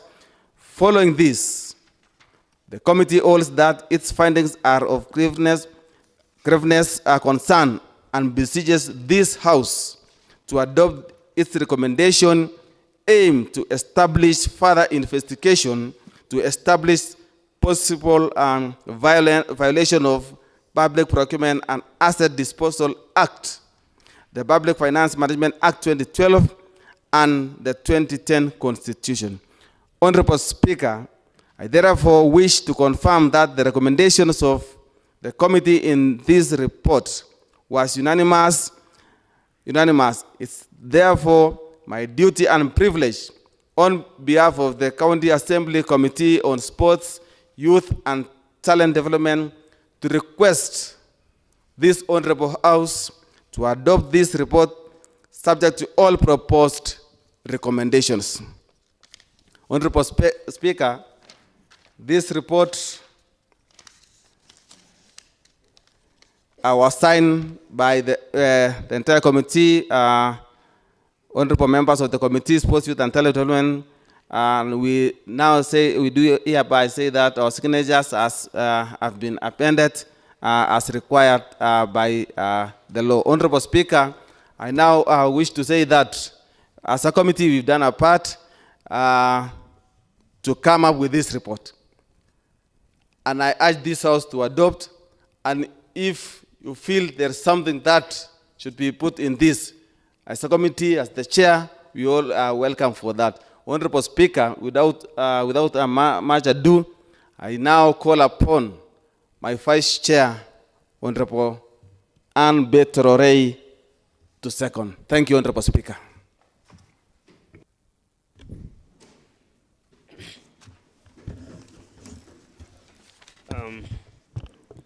Honorable members, the motion having been moved and seconded, I now wish to propose that this House adopts the Sports, Youth and Talent Development Committee report on Sports Development Department Implementation Status Report of the projects for financial year 2022-2023 and financial year 2023-2024 laid on the table of the House on 17 September 2024. Honorable Isaiah Maina. Asante Bwana Spika. Ningependa kuanza kwa kushukuru kamati hiyo kwa kutuletea ripoti ambayo wametusomea sasa hivi, na niseme kwamba Bwana Spika, kama kuna idara ya county ambayo inafaa kufanya kazi na ijulikane kwamba inafanya kazi, hii ni moja yao. Na Bwana Spika, ningependa kusema kwamba ninahuzunika sana kwamba hii idara mimi mwenyewe sijawahi kukutana nao wakiwa wanajaribu kufanya chochote. Nimesikia waheshimiwa wengine walikuwa wanaongea kuhusu yule wa biashara, lakini hata hawa sina habari Bwana Spika, ikiwa hata tuko na maofisa wa michezo, ikiwa tuko na maofisa hao wenye kushughulikia hii jambo ambayo tunaita talanta, isipokuwa tu kuna wakati fulani tu nilisikia talanta hela na ikawa hivyo. Bwana Spika, isipokuwa tu kwamba kuna Kapsabet complex, inasemekana Kapsabet complex, lakini huko Lesos sina hakika kama kuna mpango wowote, na sijui katika sehemu hizi zingine, lakini ili inafikia kiwango kwa Bwana Spika kwamba vijana wakiangalia hivi, kwa sababu hawawezi jua kwamba kuna idara ya michezo, wanayejua tu ni MCA. So kidogo nikiketi nimepigiwa MCA, hatuna mipira, MCA hatuna net available, MCA hatuna viatu, MCA hatuna nguo, MCA tunataka kuingia ligi ya county. Hapa hata ndio huwa inanihuzunisha zaidi. Ati kuna mpango pengine imepangwa huku kwa county, Kapsabet. Vijana wanaambiwa kwamba wajiandikishe. Ni county ambayo inaambia vijana wetu kwamba ijiandikishe. Na hata sijawahi kufuatilia nijue kweli ni jambo gani inaendelea. Na niseme, wakati tulipokuwa Nakuru, niliona kwamba kulikuwa na ubadhirifu mkubwa hapa. Kulikuwa na mabadiliko makubwa kwa bei ya viwanja hapa. Sijui kama hii imewekwa vizuri kwenye ripoti, lakini ninajua kwamba ilikuwa. Ninajua pia kwamba Bwana Spika, kulikuwa na kubadilisha nyumba hii ama bunge hii imepitisha kwamba nendeni mfanye jambo fulani. Wao wanaenda wanaweka hiyo kando na wanaanza yao ile ambayo haiko kwenye bajeti. Sio hata kutoa tu kwa laini moja wapeleke kwa nyingine, hakuna. Bwana Spika, hapo wakati tulikuwa nafikiria pengine hawa wako sawa kidogo, hawa katika hii idara, lakini wakati tulipoanza kudukua hapo ndani, Bwana Spika, ni ajabu sana.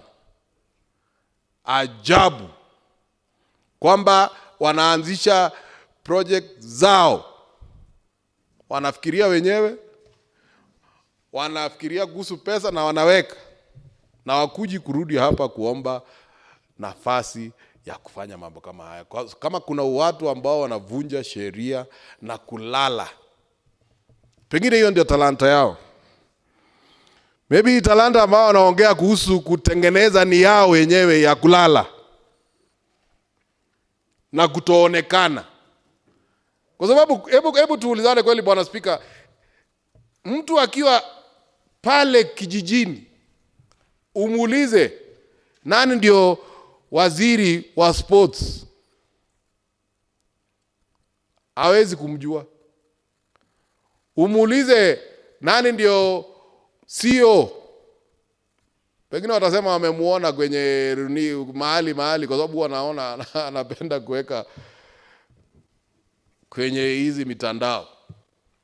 Sasa kwani hii maneno ilikuwa ni ya kuweka kwa mitandao ama ni kufanya kazi, Bwana Spika? Kwa hivyo ningependa kusema hivi, tutilie mkazo na aswa hao wa michezo, tuwaambie kwamba talanta ambayo inafaa kutengenezwa ni ya wananchi wetu na sio talanta ya kulala. Hao wako na talanta ya kulala sana na kutoonekana. Hawaonekani. Sijui kwa nini wanajificha hivyo.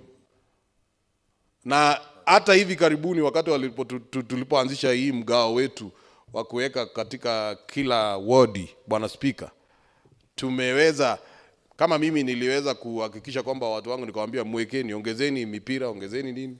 Na tumainia kwamba hawataendeleza jambo lingine ambalo niliwahi kupata wakati fulani, kwamba kumbe waheshimiwa wanaitwa tu mmoja baada ya mwingine, kuna mpira 3 kuja uchukue. Unaambiwa kisirisiri huku. Sasa mimi unajua Bwana Spika, kwa sababu sikuwa nafuatilia sana kujua, mimi nilipata tu mwingine akiwa amebeba yake, nikamuuliza hii umetoa wapi? Asema ati wewe hujui inapeanwa huko. So ndio nikaenda nikaongea na huyo CEO, akaniambia mimi nitakuwa nimekuchunga sana, nimekupea hizi 3. Baadaye nikajua tu kila mtu alikuwa anapeana alikuwa anapewa 3. So ningependa kusema hii hali bwana Spika si nzuri. Ningependa kusema kwamba ninaunga mkono, wacha hatua kali ichukuliwe ya kuamsha hao waliolala. Honorable Tarbey, thereafter Honorable Korir, and the Honorable member from Nandi Hills, in that order. Thereafter, I'll give directions. Thank you, Honorable Speaker. I rise to support my APO Chair for Sports, Mr. Speaker, for coming up with a wonderful report. Mr. Speaker, like what Honorable Shangu was saying, this is a department when you see, you won't expect there is a lot of mishappening. But when we went through the report, Mr. Speaker, we were shocked. This is a department where the CEO and CEC will, while working, they can just see an abandoned container. They say we want to fabricate this. They allocate 1 million. They fabricate it with 1 million shilling, Mr. Speaker. A container, I think, which can cost 500 is being fabricated with 1 million. That is in their report, Mr. Speaker. This is a department where, while walking around the complex, they'll say we want just to put a picture here of Kipchoge, and there and pop, they allocate money, Mr. Speaker. They don't come to this house to seek permission. They just do what they want. Mr. Speaker, this is the department that has confused me more. And it has made me believe that we have two budgets in this county, Mr. Speaker. The one we approve in this honorable house, and another one, Mr. Speaker. Because if you take a department which is implementing a budget which doesn't exist, this is the real department, Mr. Speaker, where I don't know where they get their own budget. They just implement.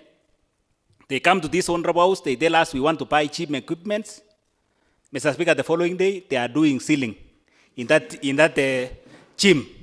So you wonder how ceiling boards, Mr. Speaker, can become cheap gym equipment. It is in the report, Mr. Speaker. It's not my wording, but it's in the report, Mr. Speaker. They just go and say, no, we have changed our mind. We are not buying gym equipment. We want to do gypsum walling, ceiling, and they implement, Mr. Speaker, 100%. Mr. Speaker, this is a department where I feel in Kaptumo, Mr. Speaker, they say they want to improve. But because that was done through public participation, they abandoned that one and they do their own things, Mr. Speaker. So you are wondering, that which has been done public participation, we have budgeted in those honorable house, they abandon that one, they create their own and they implement 100%, Mr. Speaker. This is a department where they vary amounts without consulting this house, Mr. Speaker. Mr. Speaker, something needs to be done. I support the report and I congratulate the chairman, Mr. Speaker. Thank you, Honorable Tarbey, Honorable Member from Kapsimoto. Thank you, Mr. Speaker. Mr. Speaker, I rise to support this motion tabled by the able chairperson sports. Mr. Speaker, indeed, I would like to first throw the attention to one of the remarks by the committee.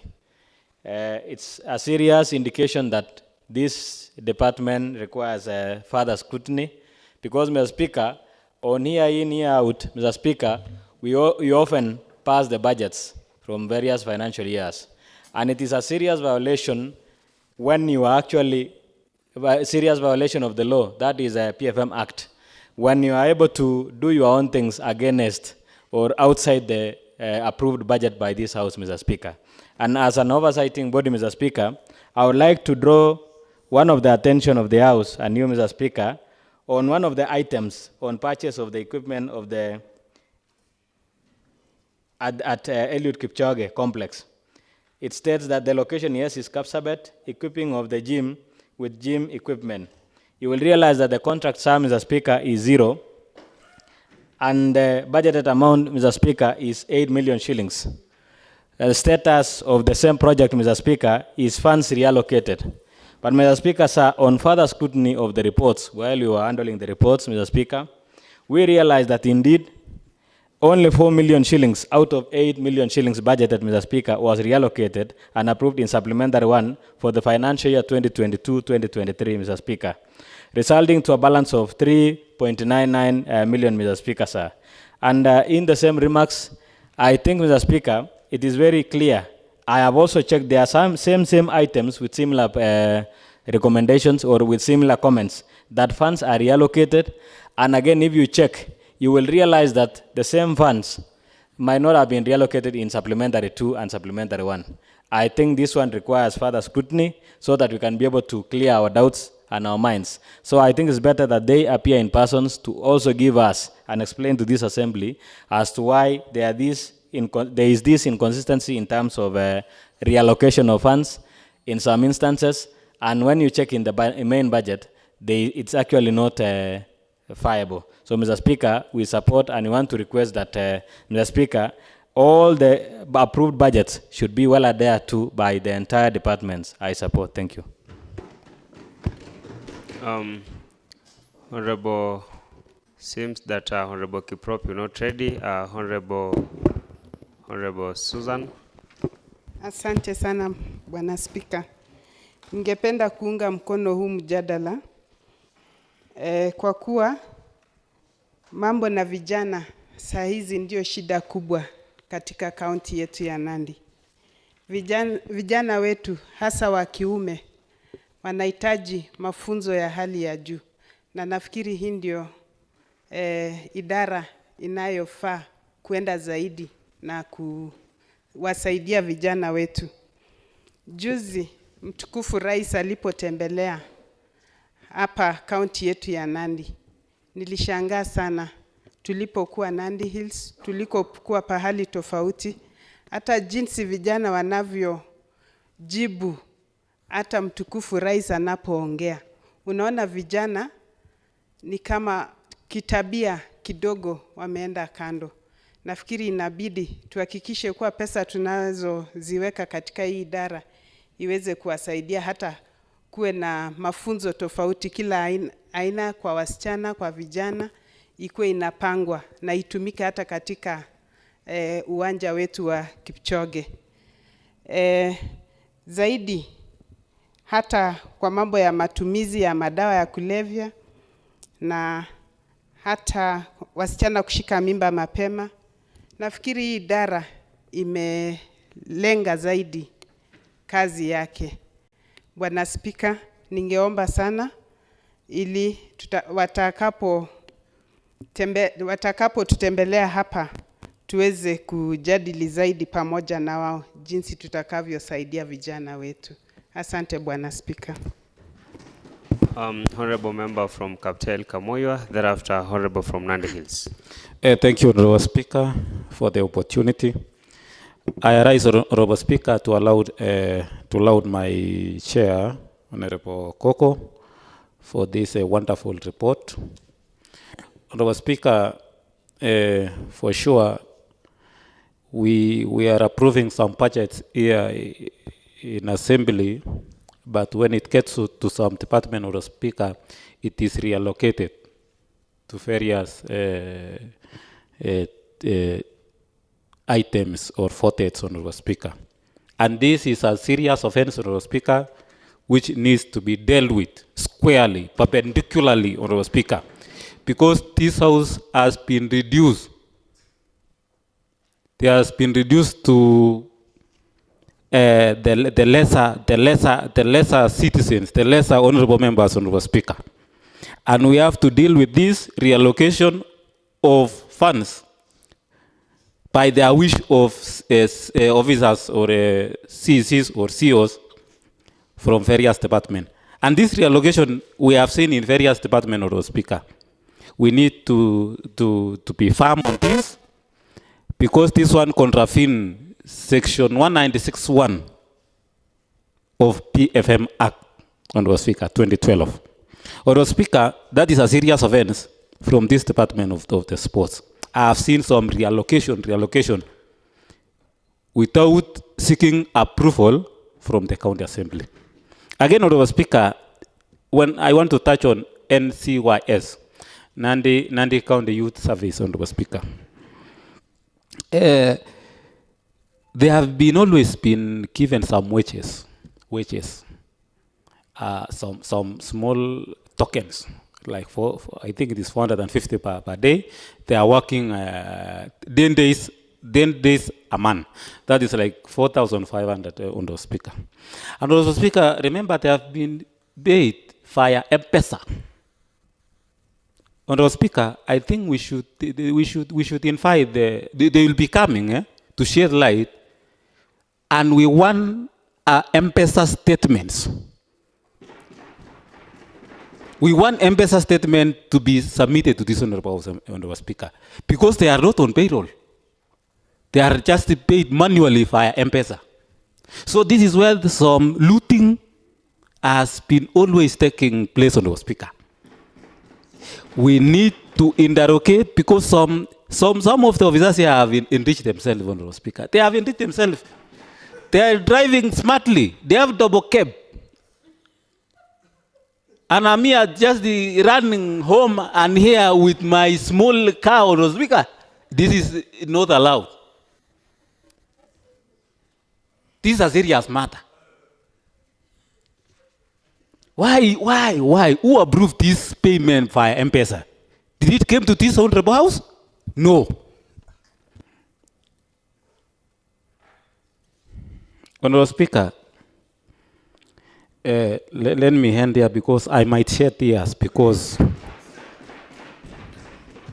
somebody being paid via M-Pesa, who approved it? I think this Honorable House we made laws. We approve funds, either through M-Pesa or elsewhere, we approve it there. Who mandated them to pay the wages to these youths via M-Pesa? Honorable Speaker, let me hand it there, but I demand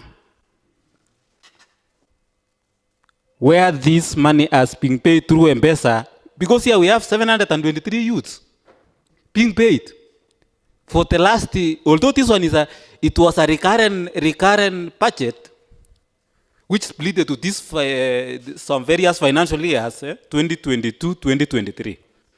But for the last financial years, they have been receiving money through M-Pesa. We will not allow, Honorable Speaker, as a member of that committee. Honorable Member, you should be winding up so that... Let me wind up because I've seen myself almost cry. I'm almost shedding tears. But let me just end there, Honorable Speaker. I support this motion 100%. Thank you. Honorable Kiprop. Okay, thank you. Thank you, Honorable Speaker, for giving me this opportunity. Honorable Speaker, before I said anything, allow me to congratulate the Committee of Sports, Youth and Talents. Honorable Speaker, as my mind served me very well and clear, Honorable Speaker, I used to know that sports talents is something that you are talented with, like sports, like to run. But it is very cognizant, Honorable Speaker, that talent in this county, or county government, you are talented in taking away public resources, Honorable Speaker. It is very well known, Honorable Speaker, that this is the only county that people, the chief officers, the waziris are talented in taking away the public resources. Why do I say so, Honorable Speaker? Honorable Speaker, I'm the member of County Assembly, Nandi Hills Ward. I represent, I'm here on behalf of the great people of Nandi Hills Ward, whom I represent them at the floor of the County Assembly, Honorable Speaker. Allow me to draw your attention, Honorable Speaker, to the table that was provided by the Committee of Sports. There is a renovation of Koitalel Samoei Museum, Honorable Speaker. We are all aware about our hero, Koitalel Samoei, Honorable Speaker. Here they've said that there was renovation of Koitalel Samoei Museum. The sum that they used to renovate Koitalel Samoei Museum is 2 million. Oh my God, 2 million. Honorable Speaker, 2 million. As far as my mind serves me very well, Honorable Speaker, I can tell you for free and for a fact, Honorable Speaker, there is nothing, the renovation was done last year, yes. But I can tell you, if the amount that was used to renovate Koitalel Samoei in remembrance for Koitalel Samoei celebration, Honorable Speaker, if it is huge, it is not exceeding 50,000, Honorable Speaker. But because this is a county of talented on how to take away people's money, 50,000 was subjected to 2 million, Honorable Speaker, and that is continuous transformation, Honorable Speaker. Honorable Speaker, we are here as the county government of Nandi, Honorable Speaker. We are the source of champions. This is the home of our great heroes like the like of Eliud Kipchoge, Honorable Speaker, and many other heroes that have run well and represent Kenya in the Global Olympics, Honorable Speaker. Aware that the only man who has ever run on earth for a marathon for less than two hours, Honorable Speaker, is none other than Eliud Kipchoge, Honorable Speaker. Eliud Kipchoge has done wonders. He has built the Kipchoge what in Kaptel Library, Honorable Speaker. The athlete has given back to the community more than the county, Honorable Speaker. The athlete is giving back to the community in building their library, yet the county executive are giving back to the community in looting the people's money that are supposed to be done, Honorable Speaker. We are busy, country is busy building and motivating our athletes, Honorable Speaker, so that they can represent us in the global. Yet the executive, the state department are busy looting people's money. Honorable Speaker, we must bring this one on record, Honorable Speaker.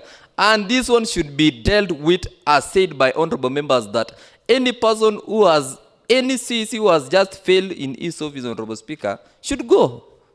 Thank you, Honorable Speaker. Honorable member from Kaptumo Kaboy, Isaac. Thank you, Mr. Speaker. I also rise to support this report by the able team of sports. Mr. Speaker, before we asked all this, Mr. Speaker, I remember meeting a couple of sports committee members, including the chairman himself. He was complaining of being sidelined. He was complaining of activities taking place without their involvement, only to realize through the Nakuru reports that are streaming in now, Mr. Speaker, that this department has got a unique disease, a disease that is called impunity, Mr. Speaker. Because going and doing your things the way you want, in total disregard of the law, Mr. Speaker, that is impunity at its best. This is a department that has directed funds the way they just want. I remember when we took over, when we came in, we tried asking this department for what our people, our youths are asking back at home. And all you would hear is that, Waheshimiwa, you didn't allocate funds. Give me the funds and we will serve. We will give you what you want. Only to realize that all they are doing now is to misappropriate. And the committee is very clear, the report is very clear on the recommendations. So I really am very eager to come face to face with the officers in that department so that they can explain to this House and the people of Nandi, Mr. Speaker, why they violated the Constitution on daylight and hoping to get away with it. Mr. Speaker, I beg, as honorable members, that we support this report as fast as possible and we move and we take the next course of action. I look at the 14 days, I don't know whether it is, I'm thinking by next week, the earliest opportunity, these people should come in here so that they can explain to us. And this disease of impunity, Mr. Speaker, is even spreading to the other departments. I'm sure we are going to come up with the reports from roads, we are going to come up with the reports from health, where you find an officer unilaterally decides without informing the MCA, even works that are going on. This is the kind of impunity, Mr. Speaker, that we have to rein in, that we have to stop. The resources of people of Nandi is a hemorrhage, as Honorable Shangu put it, that this is a county that is now bleeding. It is bleeding with funds being stolen left, right, and center, even in the sports. No one would guess that Nandi is a powerhouse in sports, because when you are here, you hardly see anything, especially from the department that is geared towards developing the talent from our athletes, because focus is elsewhere. Where is this? Where is this? Where is this so-called a gym, Mr. Speaker? I remember in the first allocation we gave them 25 million, and we were requested that give us this 25 million, you are going to have a state-of-art gym in the complex. What we have now are other things. Mr. Speaker, I support this report in totality. Honorable member from Nandi, Honorable Bitok. Thank you. Thereafter, Honorable member from Kabisaga. Thank you, Mr. Speaker. I stand to support this motion of sports. And kindly, all these messes that every committee and every department of whatever CECs or CEOs, we are finding honorable members complaining. When did the rain started putting us, especially the elected members, that you represent the people and you are given power by a vote? Some of us, we represent Nandi. That we Point of order, Mr. Speaker. What is your point of order, Honorable Kerich? Accuracy of facts. Is it proper, Mr. Speaker, sir, for the honorable member, Honorable Bitok, to try and bring some divisions by referring to the honorable members in this house as elected members? Mr. Speaker, the oversight role, we are all here as honorable members. There is no distinction between any other member that this one is elected, this one is how. So, Mr. Speaker, I want the honorable member to apologize and withdraw, because this honorable house is constitutionally mandated to do oversight. Honorable Bitok, remain seated, please. As Honorable Bitok, you may now respond, and as you respond, I want to remind you about the provisions of Article 177 of the Constitution as regard the members of the County Assembly. So kindly proceed.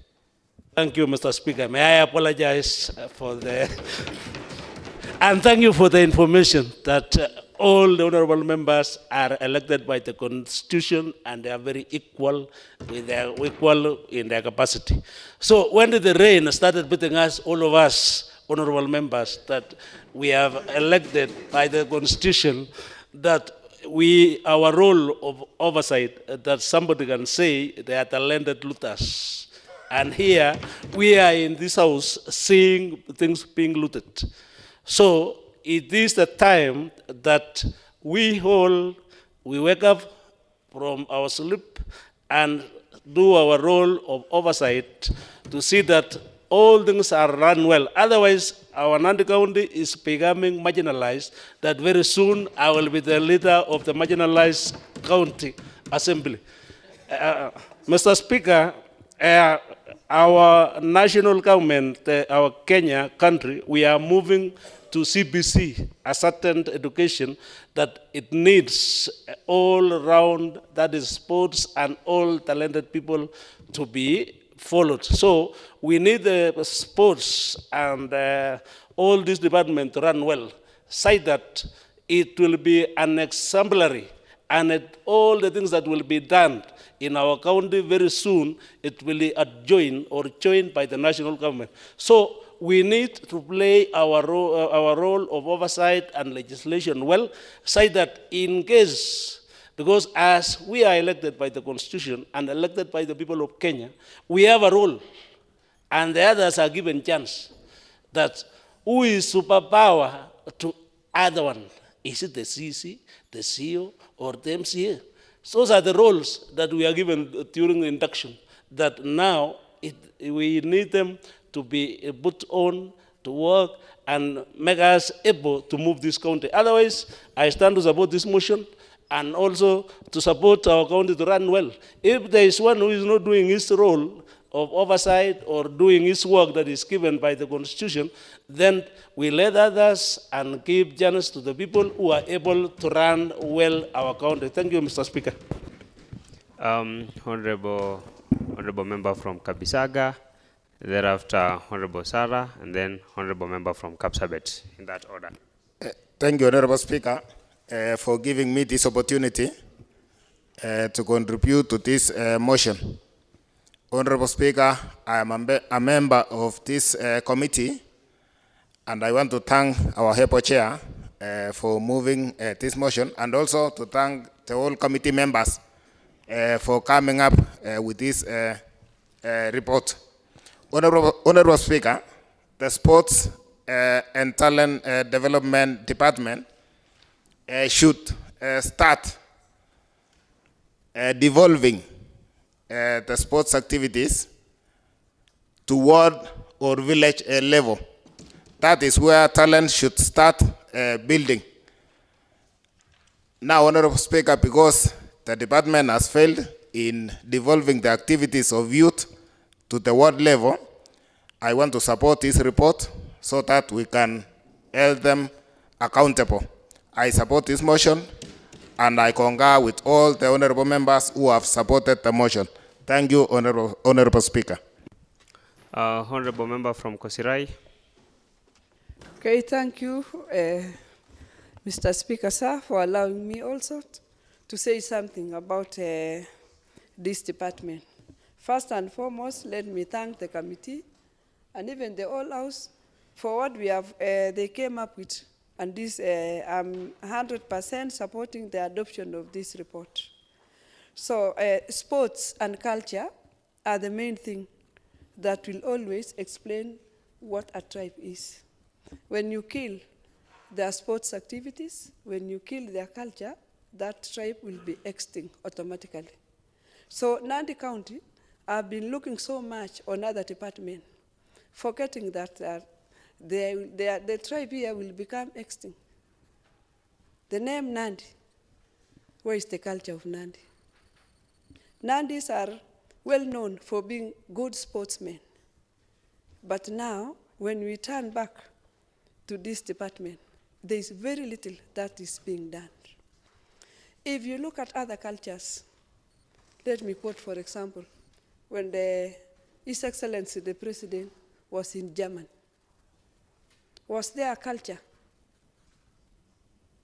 that was welcoming a president there? Yes, there was there. Okay, the other time we went to Eldoret, we had a team from Nyando Yala Conservation, River Yala Nyando Conservation. We had a meeting in Eldoret. But the Kakamega people carried their Isukudi dancers all the way, and they were the ones entertaining the whole process. So, but when we come back here, we feel as if we are ashamed of our culture. Why are we getting ashamed of our culture? It is our culture, and we have to protect it by all means. So if you look at the reports that we are getting from this department, there is very minimal that is supporting our culture. Very little. When funds are allocated, these funds are just relocated, they are diverted for other things. But if we continue going that way, we shall lose our culture here. We have to protect it by all means. So the department, starting from the CC and the old department, they have been working on their own. They don't want to accommodate others that can come in with the ideas of culture and the sports. So you find that most of the time they are the only ones. Even in some other functions, you only see them with T-shirts and caps, while even the honorable members, they don't even have them. So you fail to understand which county is this and which county is this. We should work as one. The time has come that anything that is eroding our sports and culture should be stopped. We have to forge ahead to see that we are reviving what is there for us. We want to remain as Nandis in Nandi County. So I stand to support this motion in totality. Honorable Kerich, thereafter you can have the right of reply, the mover of the motion. Thank you, Honorable Speaker. Going by the debates from the just adopted reports, Mr. Speaker, it is now clear and open that there is a lot of theft of public resources across the departments of the county government of Nandi. Mr. Speaker, I want to draw your attention and the attention of all the honorable members to page 10 of that report, of the report that we are debating, whereby it was in the budget of 2022-2023, there was maintenance of Kaptuma Stadium that was allocated 4 million. And the contracted sum was 3.7 million, 3.762645. Mr. Speaker, going by the recommendations of the area MCA, he confirmed that no such works were done. And already we are shown in the report that somebody was awarded a tender of 3.7 million. Mr. Speaker, on the same page, you find that there was an appropriated amount of 9 million that was supposed to carry out leveling of fields in all the 30 wards of Nandi. Mr. Speaker, since I became the member of this county assembly, by the virtue of being area MC of Kapsabet, no such work has been done in my ward. So, Mr. Speaker, where is this money going to? And I thank the honorable member from Nandi Hills. He has clearly alluded that these people are talented in stealing public resources. Mr. Speaker, in the same report, you find that I'm on record crying always that these flagship projects are avenues of corruption, Mr. Speaker, sir.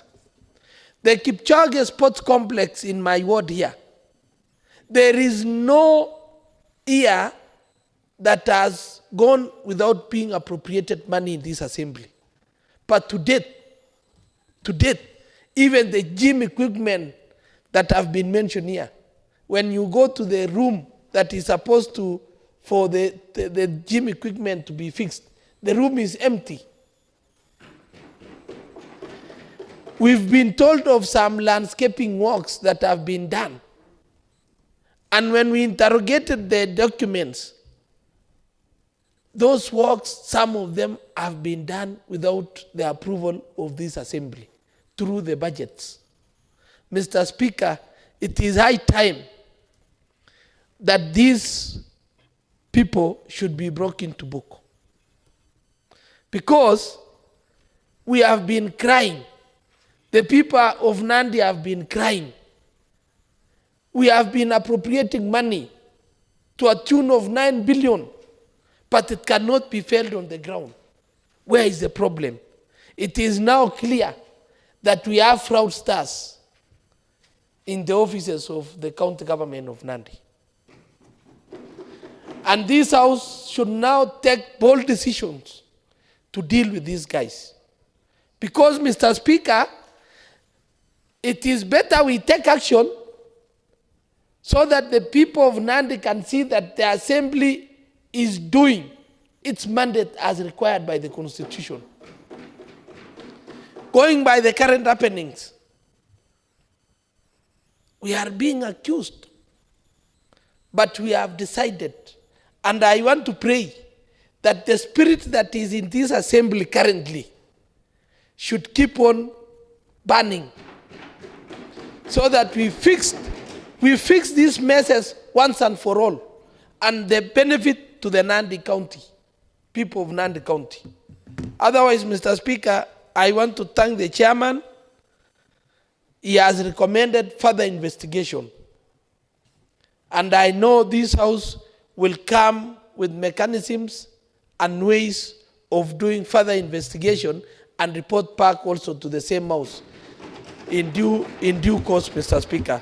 Otherwise, I stand to support this report. Though I had, we can have Honorable Magut. Can see your mic is on.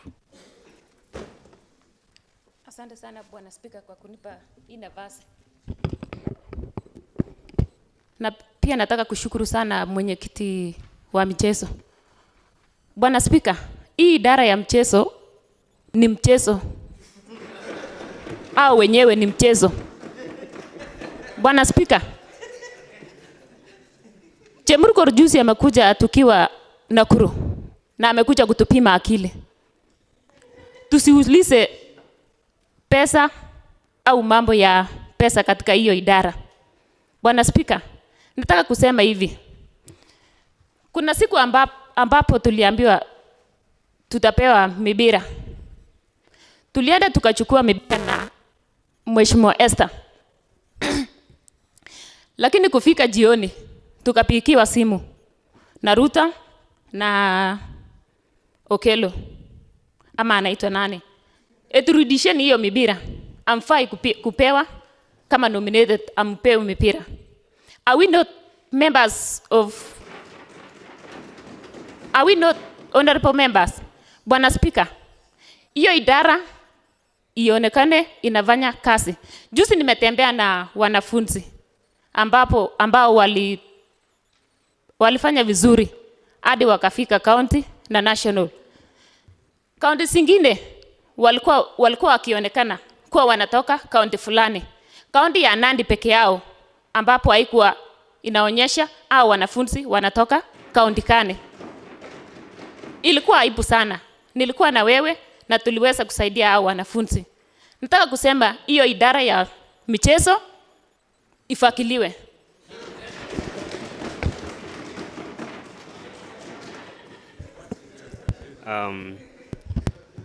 I thought we were closing up, but I can see a number of mics are on. Honorable Maindi, and then Honorable Kipruto, your mic was also on. Thank you, Mr. Speaker, sir, for giving me this opportunity. I would like also to contribute because in my ward I have been facing some challenges. More so, I have seen there was a budget for erecting of call posts in all the wards. But that one has shocked me because I was heckled by my youths from my place because of the same thing that had been budgeted. So this one requires some investigation to be done so that you can give our electorate what they deserve. In my place, we have some youth who are more talented in football because I have a mixture of 3 tribes. We have the Luo, we have the Kalenjin, we have the Neluyas. And football is something in their hearts. And currently I have a sponsor who is a GNC. He is sponsoring football across all the wards. He is now willing to sponsor within the sub-county of Aldai with a tournament of what, 1 million to 6 million. And this one is giving a challenge to the whole entire county. And now, moving forward, this is the department to assist our youth so that they can move on from drugs, so that they can move on to change their character, not to engage in stealing and criminal offense happening within our wards. So we task the Department of Sports, and I thank the chair plus all the committee, because they have come up with the recommendation that we'll still revisit the CEC and question over this again. Thank you, Mr. Speaker, sir. Honorable Keter. Thank you, Mr. Speaker, for giving me this opportunity also so that I can contribute. Having in mind that, indeed, Mr. Speaker, even my ward, I saw a report in this document, Mr. Speaker, which says there was 90 teams playing football, Mr. Speaker. And I had that time, Mr. Speaker, trying to find out, because I know in my ward, Mr. Speaker, I have so many teams and I have been sponsoring them privately, Mr. Speaker. But when they saw that there was a tournament being organized by Nandi County, Mr. Speaker, they were anxious that why are they not included? Mr. Speaker, I can assure you, I called the director for for sports, Mr. Speaker, but he was very rude to answer on that, Mr. Speaker, because he went ahead and told me, Mr. Speaker, that it is already overtaken by a fence. I don't know, Mr. Speaker, how could I be appropriating funds for the sports, and yet at the same time, I have been overtaken by a fence, Mr. Speaker. I left wondering whether it is me who is overtaken by a fence or it is the sport itself is being overtaken by a fence, Mr. Speaker. So indeed, we should actually initiate some disciplinary measures, Mr. Speaker, over the same. So I stand to support this motion, Mr. Speaker, and I say let's continue with the banning spirit, Mr. Speaker.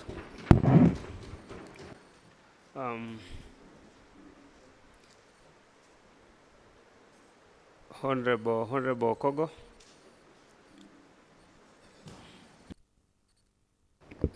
Thank you, Honorable Speaker, for giving me a chance to give a right of reply. And first of all, I want to sincerely thank my committee members for coming up with this report. We, as Department of Sports, we've done our part. I think, Honorable Speaker, if you go through this document, item by item, you will see whatever you've inserted there. If at all only time would have allowed me to go through each and every word, you will see whatever allocations that were done or not. Honorable Speaker, I want to sincerely thank also this Honorable House for debating at length on this motion. Honorable Speaker, I want to ask that as we move on, we as the Committee on Sports will not sleep. We will not leave any stone unturned. We'll go through each and every step to see into it that the CC in charge, the chief officer in charge, director in charge, the procurement department, and the other officers should come clear on this, because we have a mandate as the committee to oversight the work that is done at the executive, specifically Department of Sports. Honorable Speaker, I know we have the BFM Act 196.1, Honorable Speaker, of 2012, and also if there's any inaccuracy or facts, then we have no option as the committee, but it will be dealt accordingly if found guilty. Thank you, Honorable Speaker, and I urge this House that we are committed to our job. Thank you, Honorable Speaker. Honorable members, I will proceed to put the question that this House adopts the Sports, Youth and Talent Development Committee report on Sports Department Implementation Status Report of projects for financial year 2022-2023, 2023-2024, laid on the table of the House on 17th September 2024. Will as many as of similar opinion say ayes? Aye. And will as many as of contrary opinion say nay? Ayes have it. Next order. Order number 12, adjournment. Honorable members, there being no any other prayer on the order of business today, the House stands adjourned until tomorrow, 2:30 p.m.